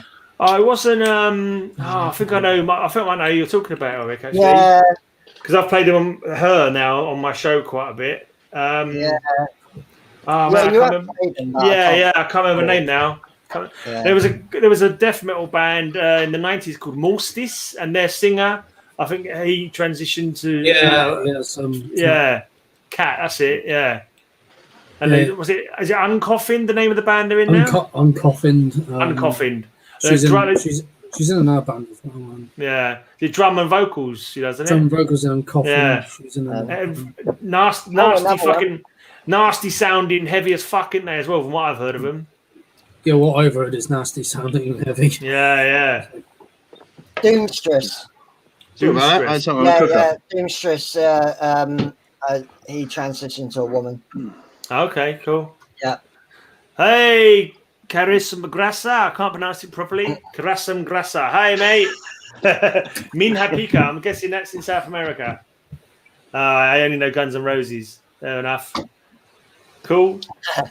Anyone dig Guns N' Roses back in the day? Yeah. Well, I did. Yeah. Oh, yeah. I still like Guns N' Roses. The funny thing is, I never really liked Appetite when it first came out because I sort of lumped it in with the glam. Yeah. And then when Use Your Illusions come out, I was like, oh, these are a little bit more mature. I quite like them. And then I realised Appetite was great, you know. Yeah. So, yeah. I like Guns N' Roses. I got into them actually because my first gig I was going to, Monster Rock 88, they were on the bill. I'd never heard of them before that. They were low on the bill and all, weren't they? They were on the bill, yeah. They was low down the bill, like third band, I think they were, something like that. And so I picked up that album because of that. Same with Megadeth. I never heard of Megadeth, but they were playing on the bill as well. So I bought my first Megadeth album as well because they were playing the gig I was going to. But yeah. I decided as a kid I didn't like them without ever having heard their music, and then once I did, I loved it. Yeah, that's the kind of thing I do. I do that as an adult. I don't wait till I'm still petty with my music like that. If I just get like if I think a band's too commercial, I think I'm not even going to try. If they're like in all the magazines, I'm like, nah, fuck it. They're too commercial for my liking, even without trying them. But there you go. Yeah, but sometimes nowadays I'm like, okay, so now I've heard this name for like 15 years now or 20 years, and I haven't listened to them, but I don't like them. That's I'm always like, okay, I need to listen to it now. You know, like after all those years. Yeah. Yeah, I try not to be like that. You know. Yeah. No. I was thinking about the question: is shaking your head bad for the brain? Yeah. Once upon a time, just one brain cell. Yeah. Bad for the brain, bad for the beard. Yeah. There you go. It gets all tangled up. Yeah. Me. Right? Me. I actually had hair once upon a time. I had hair all the way to my waist, and I went to my first Metallica concert with Jason Newsted. It was "And Justice for All" tour. Oh, I loved her with the Laughter. And I shook my head the whole concert, and I felt ill afterwards. Is that how you lost your hair? Yeah. Yeah. I didn't get That was because of all the beers you drank. I do wonder actually. I'm always sort of joking about it. I've got fucking shit memory, but I'm always joking. It's like a mixture of beer and headbanging's like made my memory crap. I swear it has. But my memory is so bad. Like sometimes, like I was chatting to a guy before he went on stage. I knew the guy from the band vaguely, and he was on stage and he was wearing. I was chatting to him before he went on, and when he came off the stage, because he changed his shirt, he started talking to me again. I thought, who's this guy? And I've been talking to him. I've been talking to him before he went on stage. Yeah, and he came off and changed his t-shirt, and maybe his hair was down when it was not down before or something.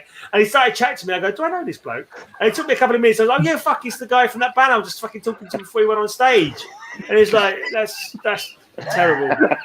And then there's another time, like that's fucking terrible. It is terrible. Another time, I was actually in a band. I was in a band with my mate Mike, and doing vocals. And like his girlfriend was playing bass. I can't remember what her name was now, but I bumped into her in a different environment to what I was expecting. My brother was there as well, and she came. She's like, "How's it going?" Blah blah blah. And I was like, because me and my brother, and after she went, I said, "Who's that that woman then?" I don't know. I thought she knew you, and I'm like, I don't recognise her. And like, it wasn't literally till about 5 days later, I was like, "Oh, of course, it's Mike's girlfriend who I fucking see every week and play table tennis with whilst we're doing band practice." Because I see her in a different place than what I was expecting to see her. Fucking, my face recognition just went flatline, I had no idea who she was. That's even worse than your first one. Oh, we need to have some scientific studies about this. I'm wondering, would the windmill be better for your brain? Not headbanging. I think it might. I think I've tried windmill about 3 times. Windmill is not good for the neck, man. It's not good for the neck. Oh. I remember headbanging is not good for the neck too. But the windmill was even worse though. I remember when I first saw Dark Angel. Grinder. Dark Angel. Oh yeah, he's just got a fat neck. Yeah, just one head and neck. At some point, he doesn't have a neck. Yeah, it's just one head. Yeah. It's just his head. Heck. The Dark Angel head. Vader used to have this guitar player. They may still have Mauser, who used to kind of butt bang rather than head bang. His butt would go up and down rather than shaking his head. So that might be the secret of kind of sparing your brain. His neck and brains are alright, but I bet his lower back is really fucking killing him now. I bet. He's really... That's how That's going to be the new thing.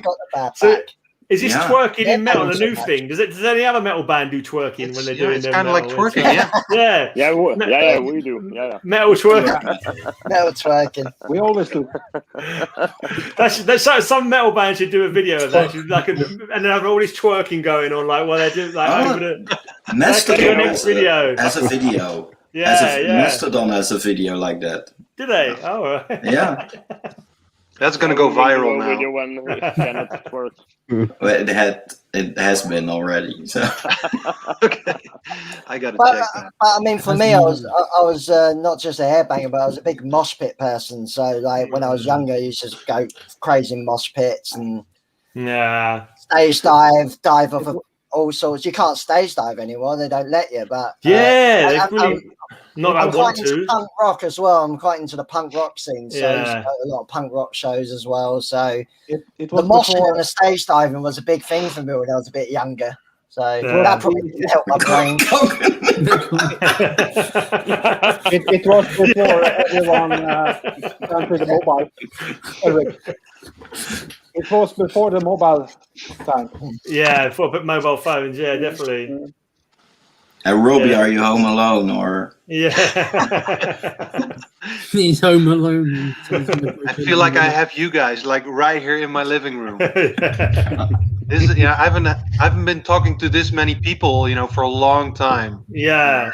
This is good. Cheers, guys and girls. Yeah, we're going to get another one. I'm going to go and get another beer. You guys chat amongst yourselves. I've got to get another beer. I've been sitting here without a beer for about 10 minutes.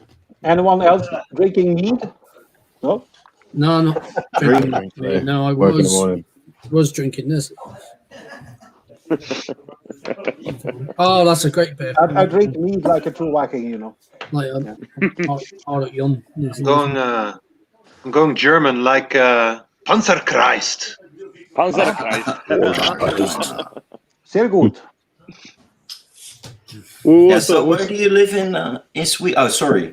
Go ahead. Go on, man. Where do you live in Sweden? Why? Or where? Where? Why? Why would you? Why you live in Sweden? I don't know. In the southwest, I can think. Oh, that's right. Yes. Yeah, no. Close to the Norwegian border. Yeah. Okay. I'm pretty sure probably a few people have died at some stage diving accidents, so I wouldn't be surprised. I have actually been to a concert where someone has died. I went to see Motorhead at the Astoria in London, and someone had jumped off the stage and hit his head in the barrier. After the show, I just saw the guy lying on the ground. I just thought he was drunk. There was people around, drunk guy, and then the next day it was reported he died. Oh, shit. Damn. Yeah, I know. Wow. My very first gig, Monsters of Rock '88, two people died. Didn't they? 2 people died. There's a crowd surge, and because it'd been raining all day, there's a crowd surge, and people drowned in the mud. 2 guys drowned in the mud. That was during Guns N' Roses. Yeah, as well. Yeah, it was. Wow. Fucking horrible. Wow. It can happen sometimes. Yeah. Anyway, that's fucking brought the mood down. Thanks for thanks for pointing that out to us, DJ Hamhead. Well done, DJ. You really There isn't a more metal way to die, is there? No, it's true. Yeah, at the metal show, yeah. Yeah, no, I don't think I'd like that though. I mean, I suppose it's like a Viking death, like you die in battle kind of thing. In the mosh pit, you go straight to fucking Metal Valhalla. You get to go to the gigs every night and like drink all day, kind of thing. I suppose. But yeah, that's the way you get to Valhalla nowadays. Die on the stage, that'd be cool. Yeah, I'd rather die on my 100th birthday whilst making love to my 20-year-old wife, personally. But there you go. We'd have to wait and see if that happens. That's a nice way to die. With your erection. If that happens, then I'll be happy. Any more questions coming? No, someone says that Kenneth looks like Heisenberg from Breaking Bad. We're getting all the comparisons here. The one who knocks. Walter Mitty. We've got Walter White from Breaking Bad. We've got White, Home Alone. Home Alone, get fella. Who else have we got Who's in Macaulay there today? Culkin? Macaulay Culkin. That's it. Rob's Macaulay Culkin. Robbie, yeah. Yeah, Robbie. I don't consider that an insult. I don't know about Breaking Bad. You look like a heroin junkie. It means you're young and fresh faced. I think he means young and fresh faced Macaulay Culkin, not the withered old like rat looking fella that he is now. I don't think so. Anyway, now, yeah, he's a bloody rat fella. Just how he looks. Oh man! What about? I mean, obviously none of us have died in the pit, but what's the biggest injury? Anyone got any pit injuries worth talking about? Yeah, fucking loads, man. No, not nothing major. Just come out with bruises. I had a couple of sprained elbows. I've had lip piercing knocked out. Nose piercing knocked out. A morbid anger. Yeah. That was like within the first 2 minutes of them playing. Like punched it straight out of my face. Yeah, I always see people with like piercings and shit in the pit. I've never got anything pierced. I think to myself, that's only got a catch on someone's fucking like shirt. Yeah. Because I used to have like some rings like with like horns, like horn demon heads, and one of them got caught on someone's belt, and I nearly had my fucking finger pulled off at one point. Like it was like suddenly I'm fucking following this fellow who's going in a different direction to what I'd been going in. But I've had people's hair caught in my nose ring. And yeah. When they're hanging away, and you're just like, yeah. Any near-death experiences? Maybe. May have seen me with a bottle of beer. I've only come up with like bruises. Well, someone got hit by someone in the pit, and then he hit me and headbutted me with the back of the head. Someone actually put this in a thread on a Facebook post, and one time I remember, people die fucking stage dive, and some people are going fucking feet first. But luckily, some guy landed on my head. His fucking ass landed on my head. I was nearly wearing him as a hat. I swear, I felt his cheeks part on top of my head, like my teeth went. Like fucking forced my head down like that, and I felt his fucking ass on my head. Seriously, I was wearing the cunt as a hat for about a second. I swear. In no second. I'm just glad he wasn't wearing a kilt or something, because that would have been fucking too much. He could have fighted. Yeah, Graham, do you remember, Graham, at your brain dead gigs, I got knocked out. I don't know if you remember that. No, I don't know that. When Impaled Nazarene played. Oh, Impaled Nazarene. Impaled Nazarene. You're getting mixed up with somebody else. He Cartoon Throne. Cartoon Throne. You always. I think you could have Impaled Nazarene before. Mixed up. I don't know why. They're not even alike, really. No. One's from Wales and one's from Finland or something. Finland, I think. Yeah. But, from Finland. Yeah, they're good. Yeah. But I just went in the pit, and I remember guy went like that and knocked me out, and then the next thing I knew, I was outside. Oh wow! I just woke up outside and like, what's going on? But that's the worst. Someone drag you out to die or something? Oh, we don't even die in here. We're dragging outside. My sister was there, so I guess she dragged me out. But the only time I've ever felt really feared for my life, though, was I saw Pantera at the Brixton Academy in '94 on the Far Beyond Driven tour. And there were so many people. I know, it was amazing. There were so many people there. There was too many people for that place. And people were getting onto the stage to get out of the crush. And at one point, there was a big wave of people who fell on me. I thought, I'm going to die. Yeah. I'm only young. It's scary, you know. But no, it was fine. But like, that was the only time I was like proper scared, you know. Yeah, it just goes to show you can fucking be hairy sometimes. And Slayer pit at Donington in '95 was one of the most violent pits I've ever been in. People were just killing each other. It was nuts.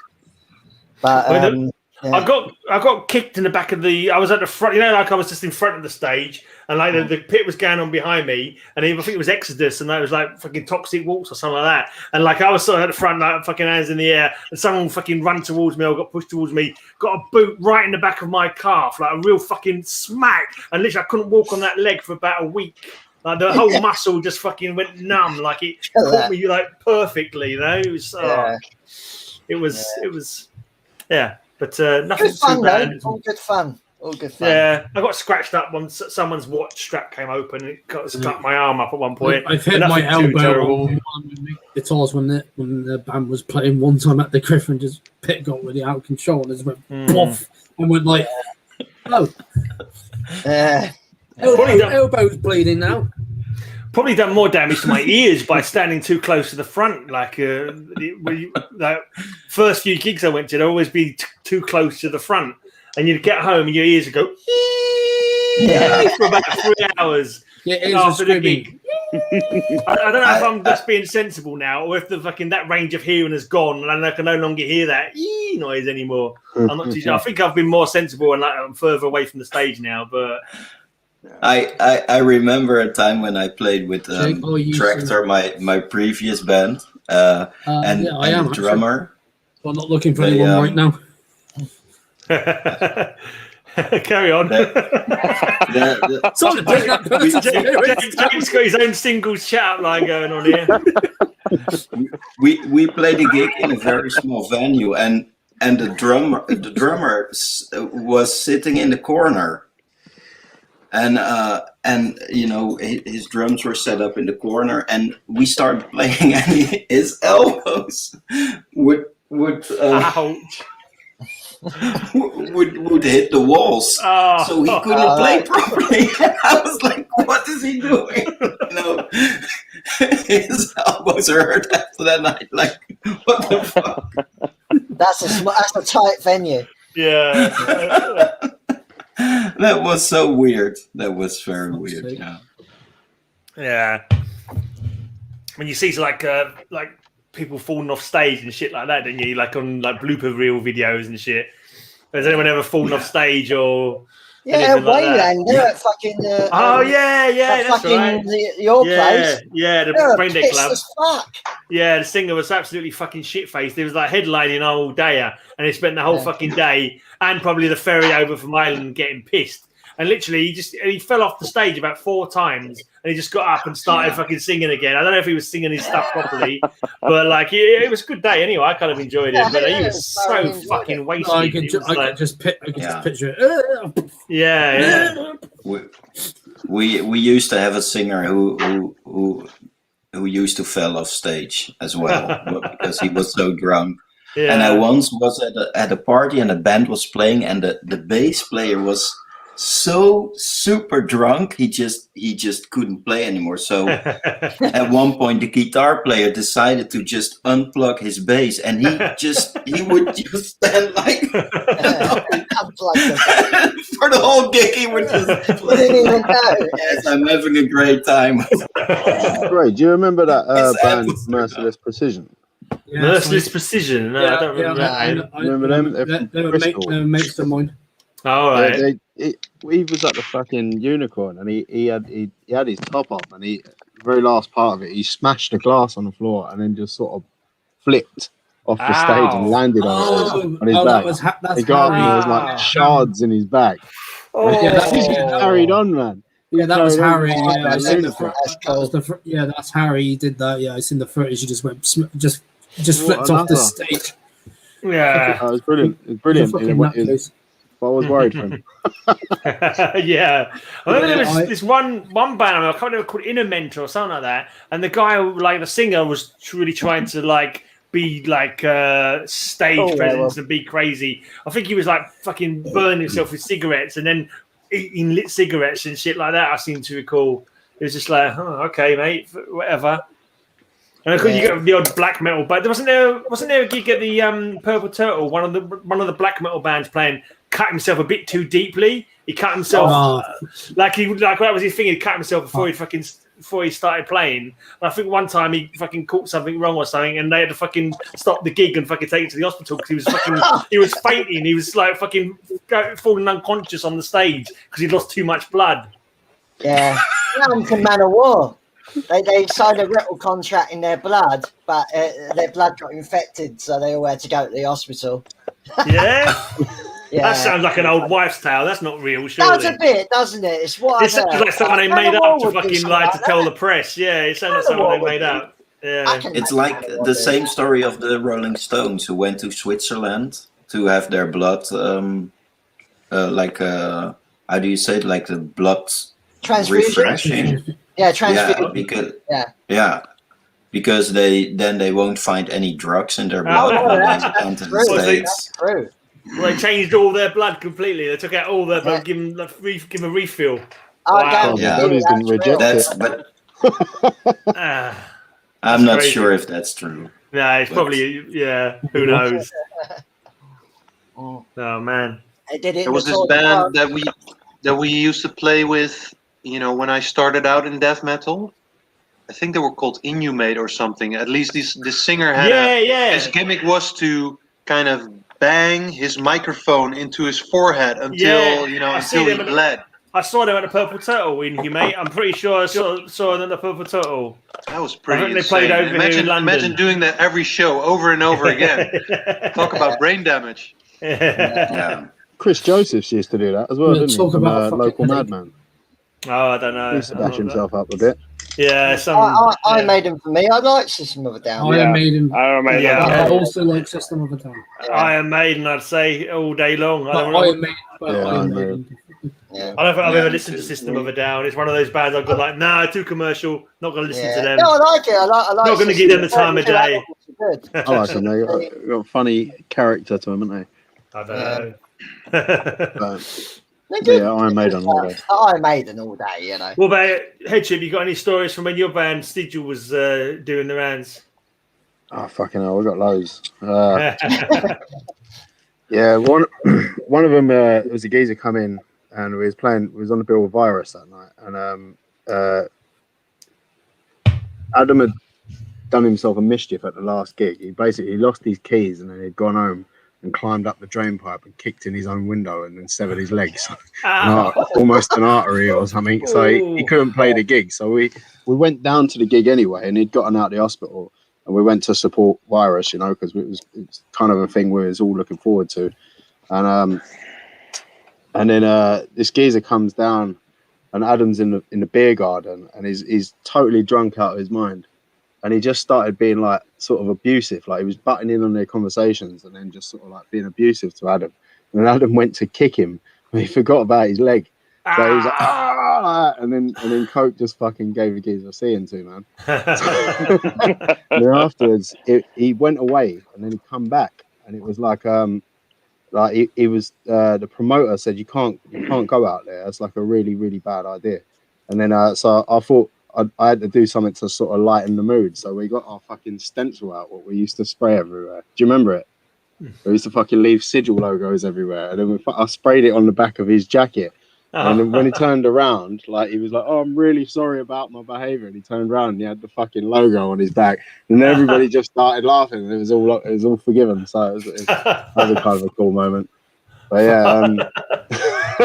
How the fuck did you not realise you were doing that, man? He had no idea. He had no idea, man. He was just so wankered, and I was just that was a funny moment. I think what was it? Rusty used to always stage dive at the end of the thing, And then one gig, nobody caught him, and he just splattered on the floor. So he stopped stage diving after that. Yeah, it's good idea. Like, that's it. I ain't doing it no more. Can't trust you lot. I never stage dive much actually. There wasn't one to do an awful lot of stage diving. I did quite a bit. Yeah, I was stage diving to Gomorrah because one time I went to Gomorrah playing at the Marquee, and it wasn't a very good crowd because the crowd wasn't very big. I could fucking get on the stage all the time. I had just enough drinks to think I was fucking immortal. So I was getting on the stage and I spent the whole night jumping. There's two fucking big burly guys in the crowd. They're big, they'll catch me. So I aimed at them all night, and they didn't mind. They were like quite happy to catch me the whole night, kind of thing. So that was cool. And another time it was a German death metal band. I keep fucking forgetting the name. They had an album called Blood Soul, I think, at one point. I can't remember the name of the band is now, but I didn't remember fucking stage diving to until someone sent me a photograph of me on stage with a load of other guys that are all ready to do like a mass dive, and I'm like, where the fuck is this from? And I'm like, oh shit, that's me on stage. Fucking that night I lost my bag and all the stuff that I had with me. And I'm stage diving and don't even remember it. How fucking pissed was I? Oh yeah, and Robbie, we know. Robert Kok from Disavowed. He always stage dives or crowd. He's also always crowd surfing when he's performing with Disavowed. While singing, it's kind of his thing. And the band you were thinking of, Gray, was Flesh Crawl. Flesh Crawl, that's the fellas. Yeah, Flesh Crawl, right? Yeah, that rings a bell. Yeah. Yeah, you're not from South London, are you? Headtrip. You're from North London, aren't you? No, I'm from West London, mate. West London, okay. Fulham originally. So yeah. But you didn't live in Bristol, did you? You stayed in Bristol for a couple of years, didn't you say? Yeah, I went up there for a couple of years and stayed up there. But I didn't really get to know the metal scene there. I was with my cousins. I didn't really have any metal connections, unfortunately. But then I came back to London. And I was in South London for a bit. And moved around. Yeah, East London. I was in East London for a bit. Yeah. I never left East London. Yeah. What about, has anyone got any shit gig memories, like where fucking the gig just fucking turned to crap, like either playing it or going to it? I saw one gig where it kind of could have turned to crap, but sort of turned out to be amazing. It was Lewd Act. Have you ever heard of him? But they just went. The geezer was just going properly off the rails, and his own band members were getting really angry with him, and it turned into a sort of a fight. But I think like they were like, one of them was kicking him up, like the guitarist was kicking him up the arse, and in the end, at the very end, because he jumped off the stage a couple of times, and he was like swinging the microphone around. But the lead was like well long, so he had quite a good radius. Dangerous twang someone. He took up the whole pit just on his own. It was like nobody wanted to get in there, and it was just like he got back up on the stage, and then he was like he fell off a couple of times, and he was absolutely shit faced. Yeah, he was knocking over the fucking guitarist, and in the end, the guitarist actually kicked him straight off the stage, and it turned into like a bit of a fight at the end. And we thought it was like everybody was a bit like bad news. But it turned into the best fucking gig ever, sort of thing. But everyone was like, "That was fucking wicked." Eric, do you remember when we had Dusty File play our headliner, and they fucking used to breathe fire, and then the fucking ceiling, like the ceiling caught for a bit, like the ceiling actually kind of started. We were all like, "Oh fuck," like that, and then he went out. He was like, "Oh, phew!" For a second, he thought it was a fucking fire. But luckily, it was stone ceiling when it was like a concrete ceiling, so he didn't really catch. Like if it'd been like wood or something, it might have been a different story. I don't know. It's like I really like live music, so it has to be something really bad for me to not like something, if you know what I mean. So I can't really think of. I'm sure there has been some really bad gigs, but I can't really think of any offhand. It's more like things can go like fucking badly wrong, like fucking like the singer gets ill or something like that. You're like, like you were saying, it can be fun if it goes all. Yeah, it can be. Sometimes I remember when Mo had played Bloodstock. He wasn't feeling too well, wasn't he? Played Bloodstock. No, It wasn't a good set. I remember one time we went to play in a new, because I used to put gigs on in London for about 3 years, and like I hardly ever got any fucking bands offer us gigs back. But one band offered us a gig back in Essex, a fair way, kind of remote. And we got there, and we were expecting to go on first or second. They said, "Oh yeah, we want you to go on last. You can headline." And I was like, "Oh, okay." We never headlined before. Little did we know the reason they wanted us to headline because everyone could fuck off and get the last train while we stand there and fucking play to no cunt. You know what I mean? We played to the guy who drove us there. That was it. And my girlfriend at the time. That was the gig. We drove for like 2 hours to get there, 2 hours to get home. We could have just fucking gone to the rehearsal room and like. You know, more people would have seen us. That happened to us many times, I guess. Or that moment when you want to play solo and step on the boost pedal, and instead of stepping on the boost pedal, you switch to the clean channel on your amp. Like what the fuck? That happened to me once. And the whole band turned to look at you, I bet. They all turned to look at you, didn't they? So what the fuck are you doing? I was just like, what the fuck is this sound? What is happening? What was the response like? Did you get a bit of a way? Not really, actually. Because I'm not sure. I don't know. I was too caught up in my own. Like, okay, I have to solve this. What is happening? Where am I in the? I wonder if anyone's ever cocked up like that and realised actually that sounds quite good and decided to put that into the set from then on, kind of thing. So, that actually sounds good there in acoustic. I'm gonna do that next week as well. Well, we decided to not do that. Fair enough. I'm just like putting the idea out there. When a person goes to a metal show with a Guns N' Roses shirt, is he the target of bullying? I'd say no. I wouldn't have thought so. I don't think it is. I mean, anyone much is bullied at metal shows. I've got Guns N' Roses shirts. So. Yeah, I bully you all the time though, so that's got nothing to do with Guns N' Roses shirt. Yeah. I'm always getting money off. I went to a Hemdale show where they had Spice Girls banners in front of their guitar amps.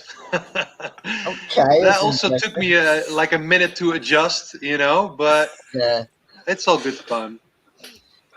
I don't know. I can't think of any really bad gigs, but I must have been to some. Well, I mean, I've been to gigs where I've been so fucking pissed that I've fallen asleep and missed everything. But that's not the fault of the gig. I've been to an all-day I can't remember the venue now. I can't remember the name of the venue, the Dome or something like that. And I was so drunk, I fell asleep like with my head in the fucking monitor, like at the front of the stage. The band are playing, and I'm like on the monitor, like fucking asleep, standing up at the front of the fucking. I've forgotten the gigs. I recall back in what 2000 or something. I was touring the United States with my band with Paemia, and we were playing with Deeds of Flesh and Monstrosity. Wow! And we were playing at this venue in what was it? Fort something in Florida. It was a huge venue. They had a capacity of like 2,000 people. Yeah. And there were only like 20 people there. It was absolutely empty. The drummer of Deeds of Flesh, he kind of used that opportunity to mess around with Monstrosity. So while they were playing, they were headlining. While they were playing, he was fucking around with the lighting. He had like pink bubbles kind of twirling around. He had another show where he pitched up the vocals where it got really high and squeaky, and then he would pitch it down again. It was absolutely ridiculous. That's pretty funny. Laughing our asses off. And the guys on the stage had no clue. They had their monitor sound. It sounded all good. They were looking evil and just standing, in the crowd. It was like, what the fuck is going on here, man? That's an evil trick, man. That's an evil trick. Funny as fuck, but evil. Oh dear. Yeah, I've been to plenty of gigs where there's been like no one there, you know. Yeah, I went to one gig at the Fleece. I think it was Hideous Divinity, and there was only like 10 people there. Wow. Yeah. When I used to put gigs on and bands would come from fucking Scotland or something, like 300 miles and play to 5 people, and I'd be like, oh man, because you've been spreading the word, giving out flyers and shit, and this was days before the internet, so it was all flyers at gigs. I used to do like newsletters, like saying all the gigs that were coming up, like 8-page newsletters with reviews and shit in there, giving them away at fucking outside gigs. Still fucking shit crowd. And when a band's come a long way to play to fucking 5 people, it just makes you feel fucking so terrible, you know? Yeah. Sonic Rebellion, I mean, as good as that thing is, at the Plough, we never really get crowds like that. The bands, thankfully, a lot of the bands stick around for the bands, which is it's hard though. It's hard. Camaraderie, but as far as getting the public in, it's difficult. Well, I went.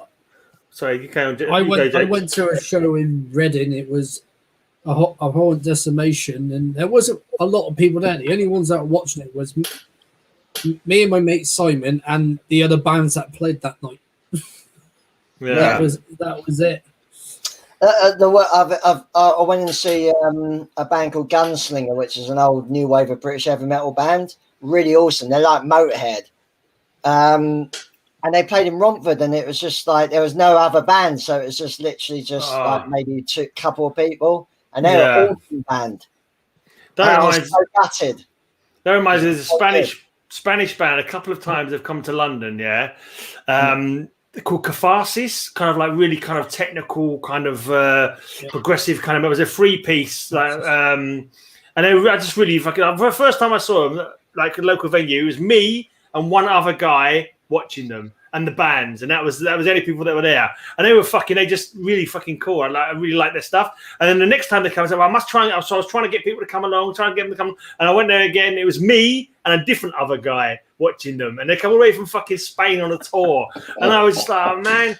And I said to them, fucking give me some notice, and I'll fucking sort you out a proper fucking lineup. Because they literally come over and they play some kind of indie night, because they were just, because they were booking a tour themselves. I'm guessing they didn't like have it properly organised. So they played with a band called something like My Cat Is a Landmine, or some fucking weird fucking trippy indie shite. You know what I mean? Like they're all fucked off as soon as they finished their sets, kind of thing. That does sound like a good name. My Cat Is a Landmine. Yeah, it's something weird like that. But like, hi, we are My Cat Is a Landmine.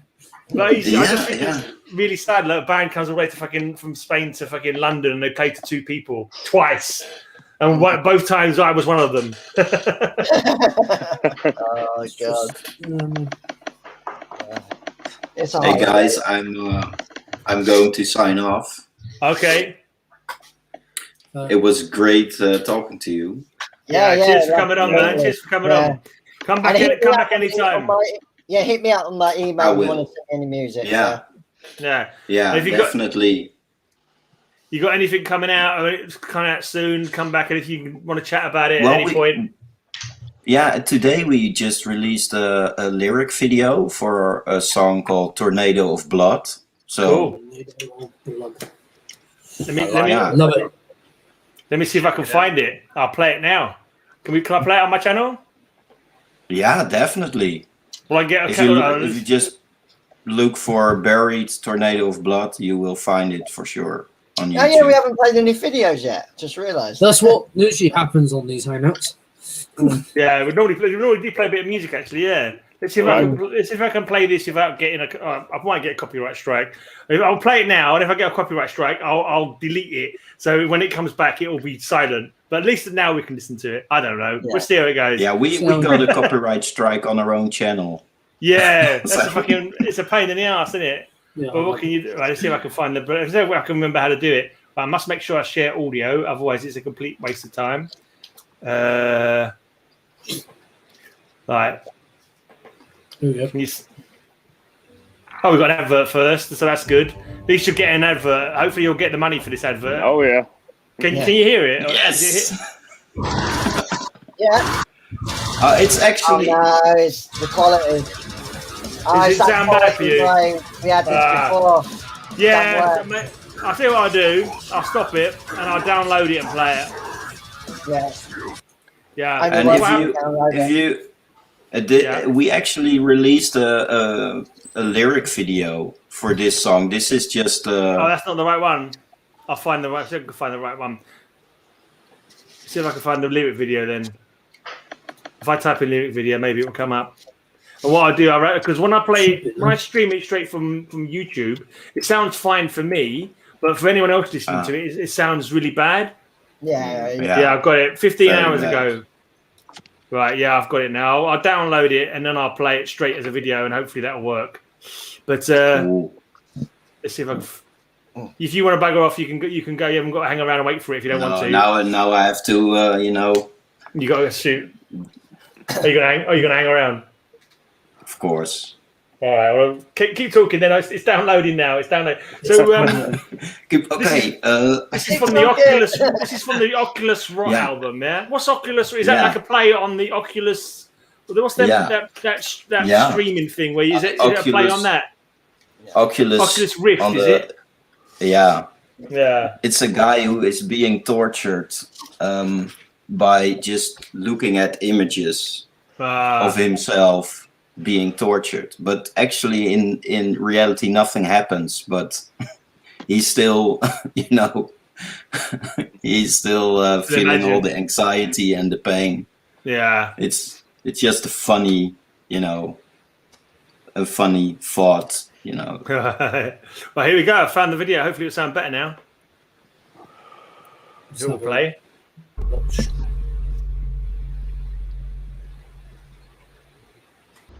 All right. Yeah, what did you think of that then? That was awesome. I can see how you've moved on from the song that we played. Yeah. We moved on, yeah. You could have sung that in Dutch and no one would have known, You could have just got away with it. Yeah, you wouldn't have known it was English. That's great stuff. Is that... Thanks.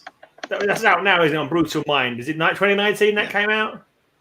Or when did that come out? 2021. Oh, it's brand new, is it? Okay, I can't remember. Yeah, it's cool. like 3 months ago or February. Cool. I'm putting the wrong fucking name in now. Jesus Christ, my brain's fucked. I need to look at your name. Buried. That's it, not burial. I'm looking up burial. I'm like, huh? Burial. I don't know why I'm looking it up for when you just fucking told me anyway. I don't know why I'm looking it up for. Jesus Christ, it's got it from the horse's mouth. I don't need to double check it on Metal Archives. Yeah, exactly. Yeah, 2021. You're right. It came out in 2021. Why am I fucking even looking it up? Yeah. I've only had 3 beers. Anyway. Don't worry. Werewolf by Lunchtime says he needs a Panadol now. He says, fucking hell, that is mad shit. I take that as a compliment. Yeah. Anyway, in a way, it reminded me a little bit of a Swedish band called Surreption. You heard them? Yeah, I love Surreption. Yeah. Give us too much credit. Yeah, they're way from the out of our league. Northern Sweden. Great. Remember, before COVID, we had like a sleepover in Eindhoven for a Surreption concert. Okay. Yeah, they played with Rivers of Nile and what was it? Archfire and Revocation. Fucking fantastic! That was a fucking awesome lineup, and they fucking performed a great show. It sounded like Surreption, but with Macaulay Culkin on drums. That's what it sounded like to me. No, but Surreption is way. That's wow. That's such a sick band. Yeah. That's probably one of my favorite modern metal bands. Yeah. Or even more technical. Yeah. Than you maybe even more intricate, difficult stuff. Yeah. Brian, the emotion kind of reminded me of Surreption. Yeah. Cool. I definitely listen to them a lot, but their previous guitar player, I forgot his name. but he left a few years ago. Yeah. But he was so good.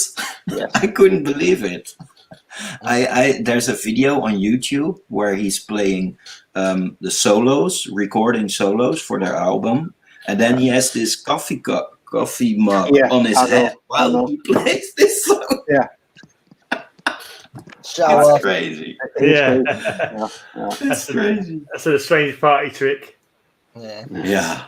Do we have any other videos that you can play, Graham? We can play that Evilon one again. Yeah. We played yesterday. Can we do that? Yeah. Let's do it. It's really good. Straight on to it. Yeah. No. We don't want to introduce it to us, Evilon. What are we going to play? What's it? This is a new single, isn't it? Yeah. We just wanted something to happen. We haven't released something for a long time. Yeah. 18, the album. It's a long story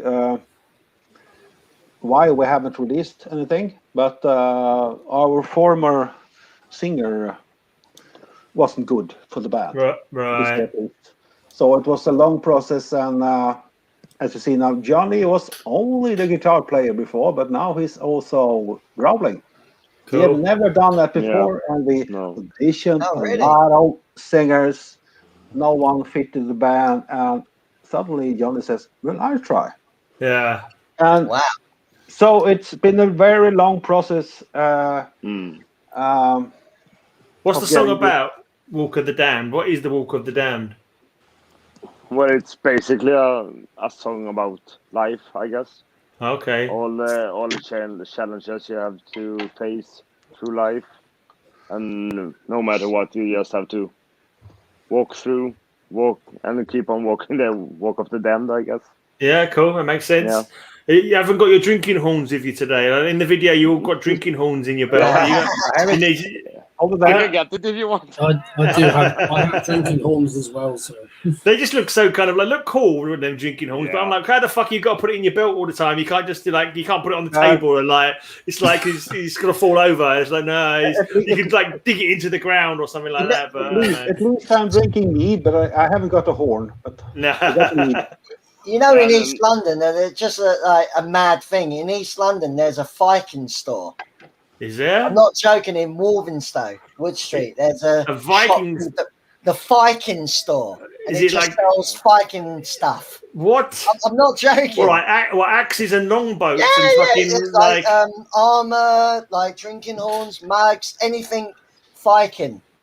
Is it like hipster Vikings or something like that? Well, it's a modern shop, but it's called the Viking store. You can get it online, but it's just really bizarre that a shop selling Viking gear is in East London.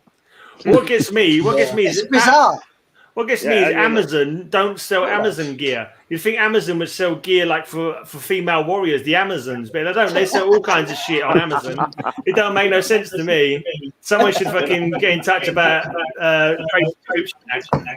you know? But check out the Viking store. Do it online. There's got some expensive but cool stuff. Yeah. All right. Here you go. I can say last time we had a live gig, I put beer in the Viking horn or the drinking horn, and you know just keep on playing, and you know I spilled beer fucking everywhere. It's all over the floor. It's no good idea. No. They look cool. I've never spilled any beer. You're an old hand here. That's why you're an old wise. You've gained wisdom with your years. Never to spill your beer. That's what it's all about. It's like Odin. It's Odin. Yeah. But here we go. Let's listen to this then. I'll watch this video again.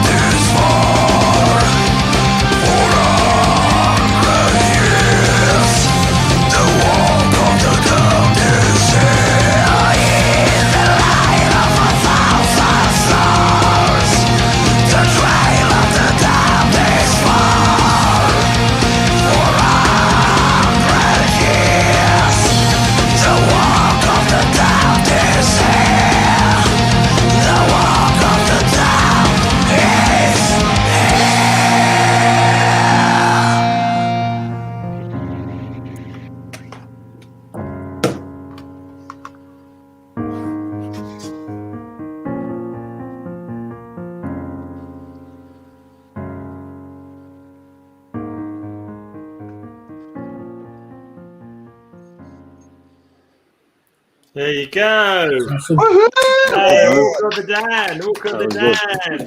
Good stuff.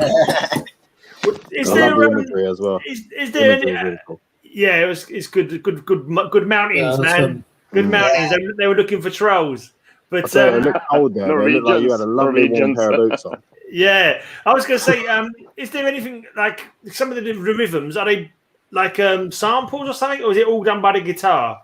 There's some of the sounds that come off, like it sounds like I can't work if it's guitar or if there's like synths or something over the top. Well, there's definitely synths going on, isn't there? Yeah, I'm assuming so. Yeah.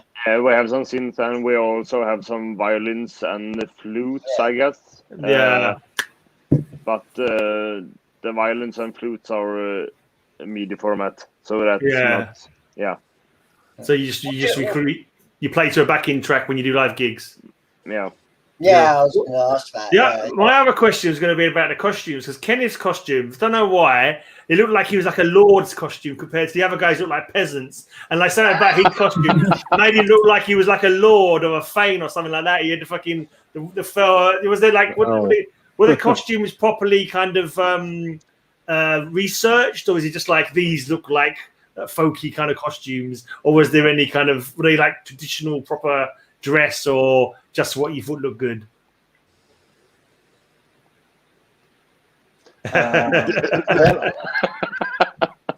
Good question. I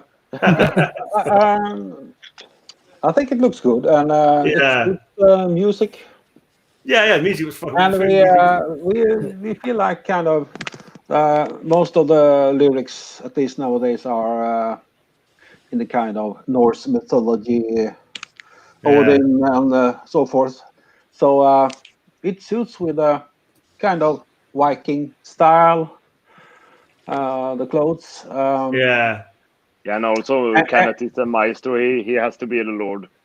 Yeah, it did look. I saw it last night when I watched it, played it on our vidcast. I just thought his clothing, I kind of pictured it as being like a lord of the manor or something like that. Kind of, he looked like it was like a different quality to the other ones. The other ones looked kind of plainer, and he had like the big furry boots. Oh, maybe I was thinking too much into it. Maybe I don't know. It was just my head was going when I was like looking at it. What I did notice though was how small a guitar looks. No, that's just how big Kenneth is. I'm rather big. It looked like a toy. Yeah, it looked like a toy. Kenneth is the Giants of the North. like a grizzly bear playing a ukulele. I'm just like a big bear. Yeah. Cool. Hey, you got any plans for any more music videos? Actually, yeah. I think we will release more music videos in the future, I guess, as soon as we get more music out. Yeah. Because it is really the first time we actually release music videos, so yeah, I think that's a good plan. Yeah. What about Buried? Like any concept videos? Like, would you consider that, or have you done one?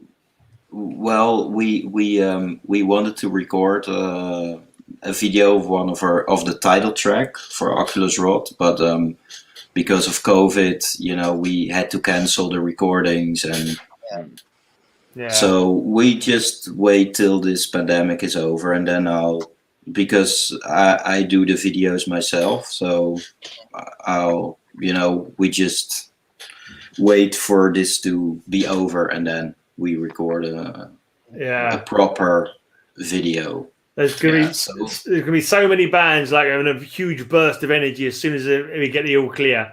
Everyone's gonna be fucking going all guns blazing to fucking first live shows. Are gonna be insane. The way we did it, the first live shows. The way I'm really looking forward to that. Yeah. Talking of COVID, I had my vaccine today. Yeah. Good for you. No side effects, because obviously some people report side effects, but I'm fine. No side effects other than his penis falling off. You look weird, but no. Yeah. Oh shit! You mean you always look like that, Elric? Yeah. Oh no, I look completely different. Yeah. Hey guys, you off now, mate? Yeah. I'm signing off. No worries, man. Oh yeah. No worries. Thanks for coming on. Here, guys. Take care. Rock on. Take care. You going as well, nice mate? talking to you, man. You both going, yeah? Oh yeah. See you later. Robbie is gone. He's gone as well. Talk to you soon. Come back anytime, man. Anytime you want to come back in, just give us an email, and you can come in anytime. Yeah. Have you done me an intro for my podcast yet? No. I'm always after intros, just saying hi. We're buried, listening to High Speed Hangover, and just send it to me, and I can use it on a future show. And I will send some tracks to Headtrip as well for his podcast if he hasn't got them already. What's your address? Mine is headtriphiggins@hotmail.com. You can send any tracks to MP3 or WAV, and we'll play that. Yeah. 100%. His podcast link is down below as well. If you need to contact him, you can do it for his podcast link down below in the description. And Buried is down in the description as well. Everyone sub them up. The link is down there in the description. Yeah. Go follow their stuff. Nice talking to you, man. Hopefully talk to you again soon. See you later. All right. I can't actually. No, I'm going to go too. Yeah, you're going to go as well, yeah? Thanks for coming on, Alexandra. Yeah, thanks for having me. Always great talking to you. Always great talking to you. Now go and find me some more Russian bands from my podcast. Yeah. I always have more tracks. So. Yeah. Bye. See you later. See ya. That's an end of 6. Does anyone in chat want to come in? I can send them a link if anyone else wants to come in. Any Werewolf by Lunchtime, if you want to come in and talk about indie music to us, so we can all point at you and laugh, you can do that if you like. I've got about 15 minutes or so left myself, so I'll get up really early. So. Oh no, are you working tomorrow? 5:30. Yeah, 5:30. Jesus. Are you working on the building sites on Sunday? Yeah. I've got a little story about that actually. Just 2 weeks ago today, I got taken up by a rope that wrapped around my leg. Oh, about 45, 50 feet. Jesus. That was my near-death experience. Recent one anyway. Yeah. I'm a bit prone like that. So that was harrowing. And the team that were there, they all, they did their thing collectively together and managed to get me down safe. But I was hanging up there a lot longer than what I should have been. And there was like a 99% fatality rate, and I somehow managed to survive it. So there's just a bit of blue rope that was holding me, just a bit of, them little blue ropes that you see. That's it. That's all that was holding me. I was fucked for sure. Oh man. So very lucky to be here. Yeah. When was that? It's a couple of weeks ago today. How did it happen? Did they move was it a crane that pulled you up? Yeah, it was a crane. Yeah, it was attached to the load, and it was sending it up, and it was clear, and I was holding the rope to stop that from actually happening. But it was a new rope, so it was quite coiled still, and it just swung around real quick at the very last minute, wrapped around my foot about 3 times, and I was lucky enough. I was able to hold myself up. I was up there for I don't know, like a good minute or so. So what, they have to call up to the crane driver and say, "Fucking put the crane down." I tried to grab my radio, and I'd knocked where I grabbed it in such a haste, I knocked it onto the other crane's channel. Oh, I was going stop, and he wasn't stopping. I was thinking, why the fuck isn't he stopping? I'm going up, and then by the time I got actually higher than the second set of ground force props, I got informed by the other crane driver that I was on his channel, and I couldn't change it back. I was like, that's it, I'm fucking dead, man. I'm dead. So there's actually a picture of it. Oh no. You got one, yeah? Well, someone took a picture of it. Someone thought, I'm going to take a picture of a Headtrip for later, just in case he survives. You want to see this? Bear with me a second, and I'll find that for you. Yeah, Who else has had near-death experiences? I don't know. Yeah, I try not to do any work that. Well, I had a shotgun shot in my general direction when I was working in the post office, but I was behind the counter, behind glass, so I kind of like, it wasn't really. I kind of ducked down, so but I think I'd rather that than fucking dangling from fucking rope. Wanted a first-class stamp, not a second-class stamp. Yeah, something like that. Oh dear. You can't make out an awful lot. Let me put you on big screen. Can't make out an awful lot from that, but okay. If you can see it inside that red dot. Yeah, is you dangling upside down? Or? Dangling on a rope. And right. We can came from down there where the digger is, if you can see the digger. Fuck. Oh yeah, I see people down. That is quite. Yeah, that is.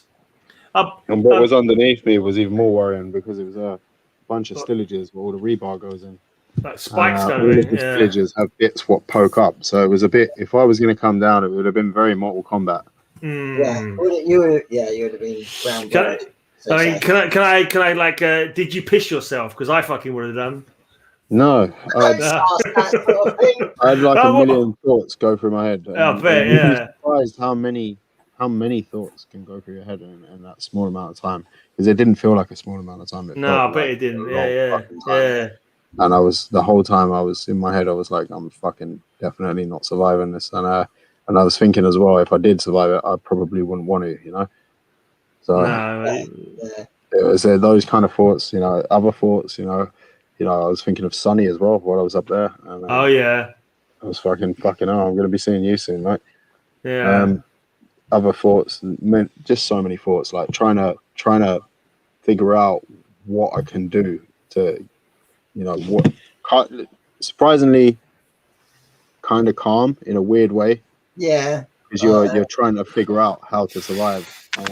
It's just something comes over you where you just have to figure something out, you know. Yeah, it's weird because like majority of people will never experience what you experienced. You know, I hope not. Does there have to be like an inquiry on that or anything like that, or is it just there was a big inquiry, and you know they've rectified some things, but that, you know, contributing factors, but you can't eliminate all of the possibilities of that, because some of the things that caused it are things we actually need and actually save lives at the same time. So it's like, although, you know, it could, you know, there's always the potential you can die doing these sorts of jobs, but some of these things that you're using actually, you know, you can't count how many times these things save lives, but you can count the times that they put you at risk, you know. So it's like, because I'm in the building trade, so like I've been on many a dangerous site, but I've seen some like mad things, but I've never had anything happen to me. But I did go on a site where someone had died the previous day. He was on the scaffold and he had a big piece of wood, and the wind just blew him off the scaffold. Fucking hell. Like, they told me it oh, someone died yesterday. Oh, thanks. It's got to be some metal songs about like fucking building site fatalities, right? Yeah. You know, the metal bolster, someone had dropped that off the scaffolding, and the guy had a hard hat, and it went directly on the hard hat and split the hard hat in half, and he survived, but obviously he didn't have the hard hat, he'd be dead. So I've seen some weird shit, but luckily it's not happened to me. Yet. But when I was in the post office, I nearly got a paper cut once. It was terrible, man. It was like this envelope was sharper than it should have been, man. It was sharper than it should have been. That's all I'm saying. Wearing gloves. Protective gloves. Yeah, I should have been. That's fucking. I'm glad you're fucking safe, man. Anyway, I'm fucking glad you're here to talk to us. I'm glad you're here to talk to us today. Yeah, fucking hell. Do you know what? By the time when I got back home from that, the very first thing that I did when I got in, I sat down and I thought, I didn't finish that fucking podcast. I cracked on with it. Like, that's a normality straight away. Yeah. I was like, fuck, I won't be able to make any more if I'm not here, will I? No, that's true. Yeah. Yeah. What is the just changing the subject? What is the story behind the Black Thames? That sounds like. Is it just come? I live in London. It was, yeah. I mean, I like to walk by the Thames a lot, and you know, there's parts of the Thames that remind you still with little parts here and there, just little snippets that still remind you of the 1800s, and you know, and then that kind of got me thinking of all the things that you see in the newspaper. You know, you remember that torso that was found in the Thames? Yeah. Also, and so it got me thinking about that. And it was about 3 o'clock in the morning, and I was just walking down there, and I was smoking a cigarette and drinking a few beers and just on my own. And it's because sometimes down there it's really, really nice at night, and it's just peaceful. There's parts of it that are not very well lit, and it just really reminds you of sort of the 1800s. Yeah. And you think, I got to thinking how many bodies must have floated down this river, and the history behind it. And in the 1800s, it must have been way more. It must have been like just a casual thing in them times to see somebody floating down the river. And just because it was kind of like macabre, sort of how they used to talk about stuff like that in the newspapers back then. It was it was like they almost liked it. You know what I mean? There was a kind of a weird fascination, grotesque fascination here. Yeah. It's like, and that kind of got me, and at 3 a.m. the water's just black as you like, man. You just so and the reflections that you see off of it from the bridges and from the moonlight and stuff like that. So it just kind of all came together, and that you've got that kind of like the sound clip you play quite a lot, where it's like the Black Thames. Is that your girls doing that? It's my daughters, yeah. Oh, cool. Yeah. It sounds really creepy. That always sounds good. I was thinking to myself, did that come first, or did you put that around? Did you make that after? And I thought it might be your girls doing that. But yeah, it just sounds like a fucking, I don't know, demonic kind of like horror movie kind of thing. Yeah. Or like a ghost movie where the girls just say, "Look, don't go over there," or "He's here," or something like that. Girls are well creepy, aren't they? Like when they talk like that, it's just when they say things, with it, doesn't it? Yeah. And the Black Thames, it just sounds like creepy. It sounds like something supernatural, doesn't it? You're thinking about it. It's cool. But you don't do any talking, though. You're still not doing any talking in between songs. No, that's just the music and the like. You get a few like intros as well, don't you? You get a few people saying you listen to the Black Thames and that kind of thing. Yeah. We've had. I'm trying to think now. My memory's as shit as yours, man. Yeah. I fucking listen to it like all the time. Yeah. I still can't remember it on it. Yeah. Levi from Kifrol is right. For me. I did one. What do you think of the New Void? Have you listened to the New Void? I haven't heard the New Void. No. We played it on one of our vidcasts. We had a couple of them on. We had a two of the guys from Void. Yeah, I've heard the new Kifrol, but not the New Void. I've not heard the new Kifrol actually. I've not heard the new Kifrol. There was a really good tune. Sorry. Go on. Wait. No, you go, mate. All right. So there's a really good tune by one of the members of Void. Matt, he done a tune, one of his other projects, and it was actually called Self Isolation. It's fucking, it's really, really good. Like, you gotta hear it, man. It's fucking kicks ass. I played it on one of our shows, and it fucking kicked all kinds of ass. I was listening to it for like about 3-4 weeks in a row, just every day. Cool. Really, really good. Did he talk about that when he was on the? I don't know. I can't remember. We didn't have Matt on, did we? We had Gerardo and I can never remember his name. The other fella. It's a perfectly normal name, but I fucking never remember it. I always have to do like a search, and then I think I look up Void. Oh, what's the band member's called? Oh, it's him. That's his name. Yeah, I remember now. Yeah, I'm fucking terrible. Absolutely terrible. Anyway. Well, we're glad you're alive anyway. Yeah, definitely. And still rocking out. Elric's show's just called Into the Pit. He fucking stole that from Testament. What a wanker. You dickhead. Yeah. I do actually listen to Elric's show and your show. I listen to them. What's that, sorry? I listen to both of your shows. Yeah. Oh, really? Oh, thank you. He actually came. He's another one who come to be on our show. He came to be on High Speed Hangover as well. And he was absolutely fucking wankered, and he was supposed to be. First time he came over, he was drinking all the fucking way there. I think, and only drunk when he got there. And the first time he came, it just didn't happen, did it, mate? No. It was, I was fucking passed out on your living room floor for a bit. Yeah. So that didn't go quite to plan, but we the second time Liam done us, and he was like, oh, "Get some of your girlfriend's dresses." Yeah, that's right. Oh, fucking hell! I forgot about that picture. I need to fucking share that. Let me see if I can find that picture and share it. Yeah, because every time we got a guest DJ on, we'd always. You might have actually. If you guys have ever been on the on my high speed. Yeah, your one is pretty cool. I shared that last week, didn't I? Anyone's ever been on the High Speed Hangover podcast page, you might have seen this picture. But Headtrip came over to do like a show with us, and like we always took a silly picture with whoever the guest DJ was, and Yeah, so we was all wearing his girlfriend's dresses, basically, as you do. Oh yeah, I remember that now. Yeah, but it's I'm gonna find that picture if I can and fucking share that. I didn't know that was you, actually. Yeah, it's Carl. Yeah. It's still the highest bid hangover picture to this day. Actually, it's still the highest bid hangover picture. Let's see if I can. How can I share this? Oh, I know I can share it. Right, I'll just let me just put it in there. Talk amongst yourselves while I do this, guys. You haven't got away from me. See if I can find it. Tripper, when you check out my show, if you want to go into chat or whatever, feel free. You just have to, join the fucking. Just have to sign up and fucking all that malarkey, but yeah. Yeah, cool. Yeah, we'll do that. Yeah. Let's see. This is the picture. That's the one. Look at those figures. Oh, it's beautiful. Look at them sexy fuckers. That's a sexy fucking photo that is there. That's enough. That's enough to make anyone question their sexualities. That's what I'm saying. It's like, don't pretend you wouldn't, guys, because I fucking know you would. That's all I'm saying. Right. You do look a bit like the one off of The Greatest Showman. Yeah. Oh, I don't know that. I don't know that show. Yeah. The bearded lady. Bearded lady, yeah. Is that a musical? Is that the musical with the guy who played Wolverine? Okay. If you got kids, you will be subjected to that, and it's actually not bad. You won't object.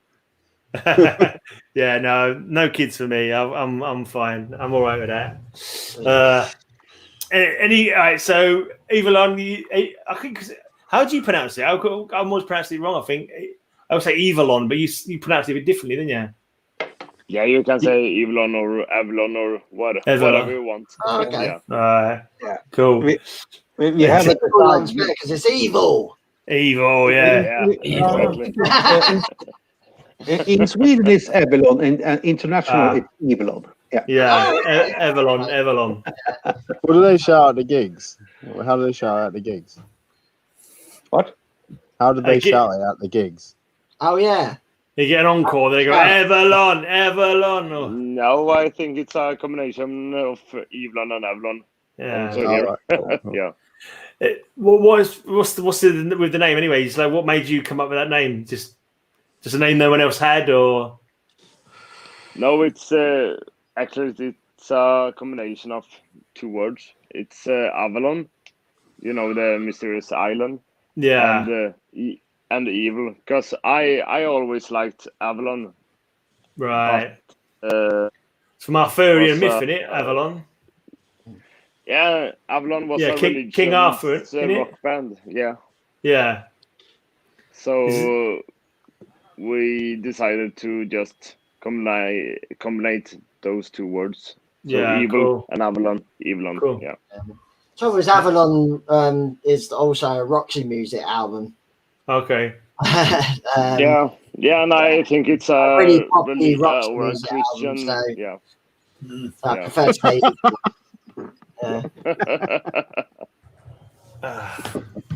Wait. Wow. And also, Evilon is also a name in Brazil, apparently. Okay.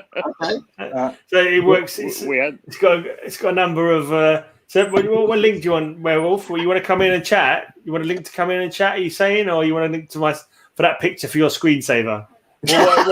What link is it you're after? And he just said link.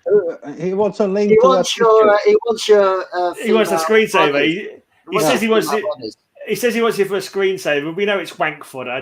Don't lie. Don't lie, Werewolf. We know the secret, mate. You just be like this. Yeah, I know your salt. Mate. Fucking hell, if I don't know now, I would have worn a good dress. It's a tricky wank, but it's challenging. It's like challenge level 10 wank. That one is kind of like if you can manage it to that one, you can do it to anything. Yeah, someone just be like this. I can't do it. Yeah, I give in. I surrender. I can't do it. What's coming up with anything new coming out from you guys, Evilon? Got any plans? Any immediate plans, or just fucking waiting to the corona to fucking finish? Yeah. Yes, as I said, we have extra album ready. Oh yeah, we have all the songs ready. Yeah. We will start the recordings as soon as possible, I guess. But I don't know when we will actually release the full-length album, but hopefully somewhere soon. Yeah. You got a name for it yet? No, not yet. No. I've written. I think it's. Is it? 11, I think it's 11 songs. 11 songs, yes. Are they all going to make it, or are you gonna choose the best 8 or something? Or will they all be on the? Will they all be on the album? Or are you going to whittle it down and like choose the best 8 or something like that? Or don't know yet. I'm constantly writing new songs all the time, and as long as they are good, they can be an alternative on the new album. So we will maybe choose the best and the 10 songs maybe. Is that how it goes with the songwriting with your band? You write most of the stuff, and then the other guys chip in, or do you all take turns? Nowadays, I write all the songs myself, and Johnny write all the lyrics, right? And does the vocal arrangements. And I also record the demos just to hear the song in the in complete form, so to say. Right. Cool. Any particular? What's the standout? What do you think? Like you haven't obviously written it yet, but what do you reckon is going to be the best track on the on the album? You got a feel for the songs yet? What one do you think is going to be the most popular off it, or you're not sure? I don't know. It's like usual. The newest song is the best. Right. So I don't know. I like all the songs, all the new songs. Johnny always says that the new song I make is fantastic. I don't know if it's been only kind or. No. Yeah. No, but for me, I don't know. The newest song is always the best, and I think the songs is just getting better and better. Right, cool. Time. So I don't know. Hopefully the newest on the album will be the best. That's good. That's good.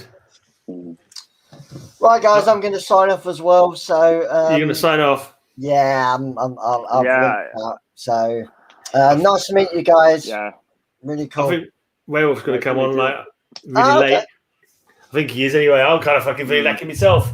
Don't call me beers. Don't call me beers. And I have to wake up in 4 hours, I think. 4 hours? Oh, yeah. Headtrip's got to back off as well because he's got to get up 5 hours. About the same. Yeah. We don't want any. See you later, guys. Yeah, see you later, Eric. Talk to you tomorrow. Yeah. Bye. Cool. Well, you work every Sunday, Trip? Well, I work every second Saturday because I have my kids. It's Saturday tomorrow, isn't it? I think it's fucking Sunday. I need a fucking day of the week. It's now. fucking Saturday because I have Saturday tomorrow. Of course it is. I've just completely lost the whole day. Fucking hell. What an idiot. For some reason, I think it's Sunday tomorrow. I was like that as well. I was like, wait, what day is it? Wednesday? No, wait. I had my chat with Frozen Soul Wednesday. That's right. Right. Yeah, I've got a blinking comic stream at the moment. I've got a comic stream tomorrow, and I've got an interview with a guy called Wax Mechanics. Yeah, I haven't got any chats. I haven't got any more chats for this month, but I got to finish my podcast episode that I started.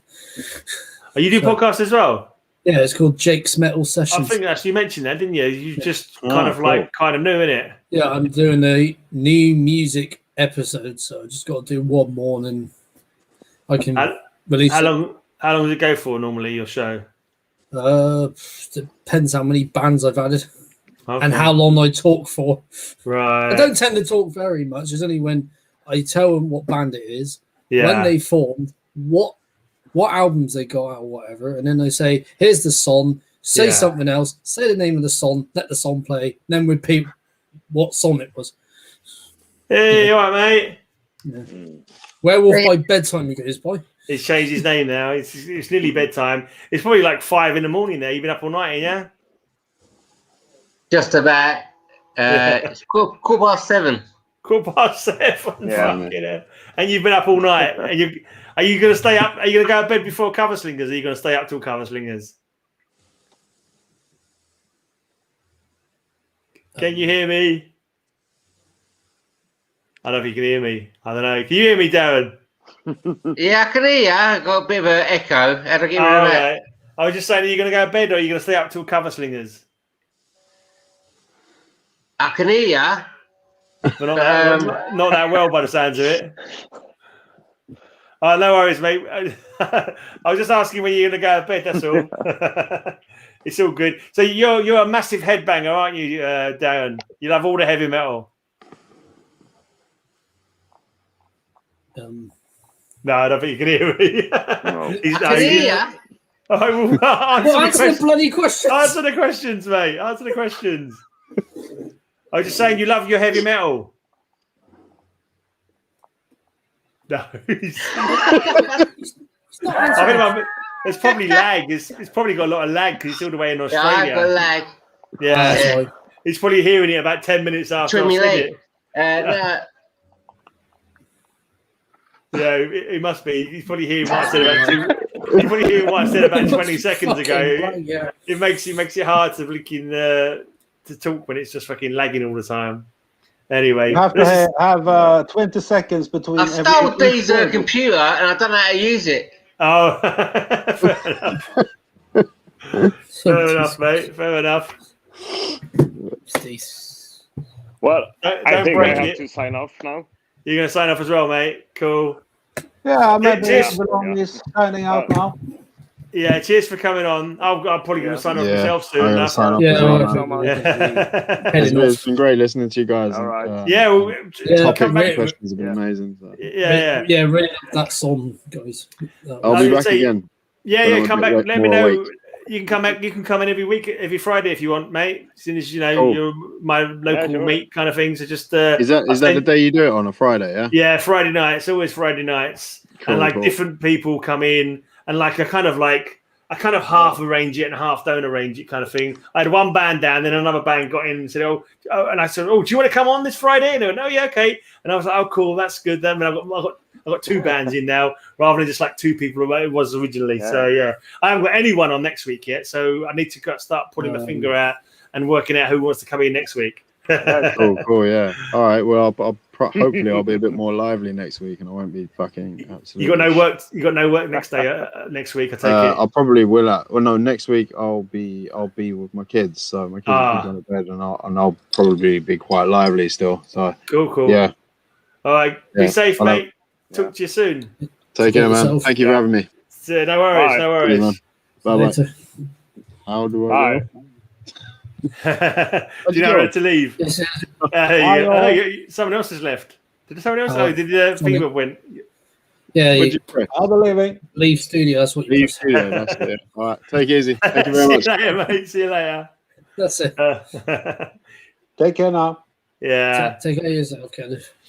You out, werewolf? Have you not been bitten by any spiders or eaten by any sharks? Oh, Kenneth has gone as well. I didn't realize Kenneth was going. Bye, Ken. Yeah, he's gone. I was getting a bit confused there. Who was going and who wasn't going? Never mind. Yeah, who's staying, who isn't? Right. Yeah. I'll probably fucking bugger off myself soon. Yeah. You drunk all your beer yet, Darren?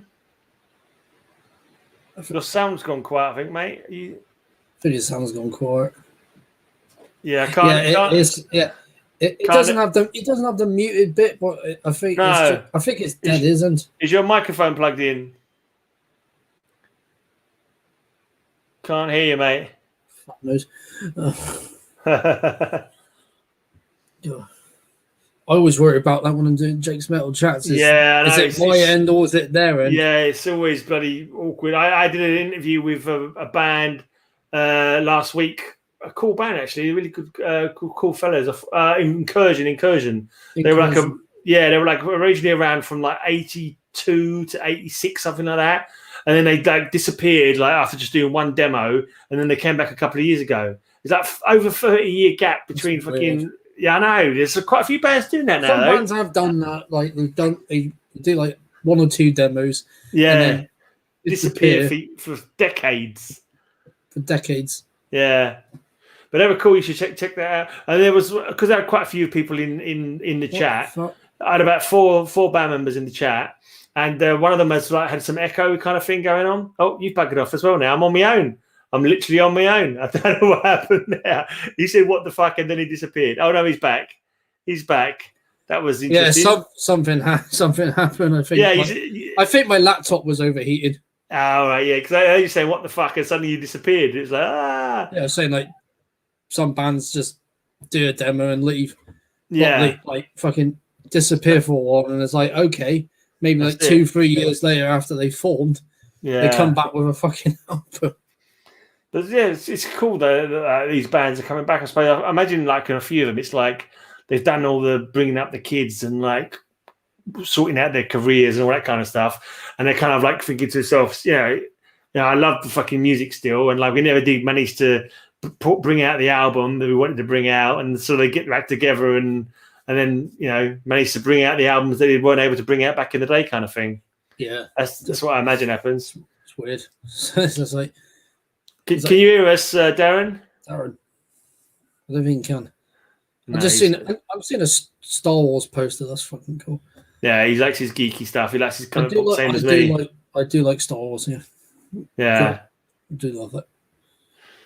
That's cool. Can you hear us? Can you hear us, Darren? We can't hear you. Have you turned your microphone off, mate? I don't think you can work out the. Oh, I don't know. You can talk now, Darren. Your mic. No, I still can't hear you. No, you still can't fucking hear us. I don't know. Yeah, it's not working, man. Oh, that's weird because I had a guest from Australia a while back. It was Joel from Lagerstein. You said. It was fine. It lagged a bit. Sometimes sometimes the video would kind of like do that pinky purple sort of green, like what you see on videos if you're malfunctioning or something. Yeah. But apart from that, it went well. Fair enough. I think we should put these to bed now. Oh, yeah, Darren's gone. He's gone. Fuck it. He's gone. It's cool to hang out because he's a cool mate. He's always supported my channel, even though he's not a metalhead at all. But it's always cool to talk to people. It's always good to talk to people. Maybe he'll come in earlier next time. Maybe he'll work out his equipment. Oh, yep. I've got a sore neck now. Right. I'm going to bugger off then. Yep. Cheers for coming on as usual, mate. Yeah, no worries. I'm always cool happy to come back. Yeah, cool. Always cool to hang out. So yeah, you're a regular. So I'll send you the link every week. You send me the link every week, so I'm here. Exactly. Yeah, and don't forget, check out all the bands and the links down below.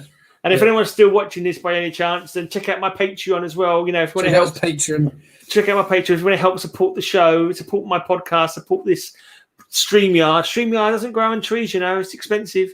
It's expensive shit. It is. Anyway, see you later, everyone. Cheers for coming on, mate. Bye.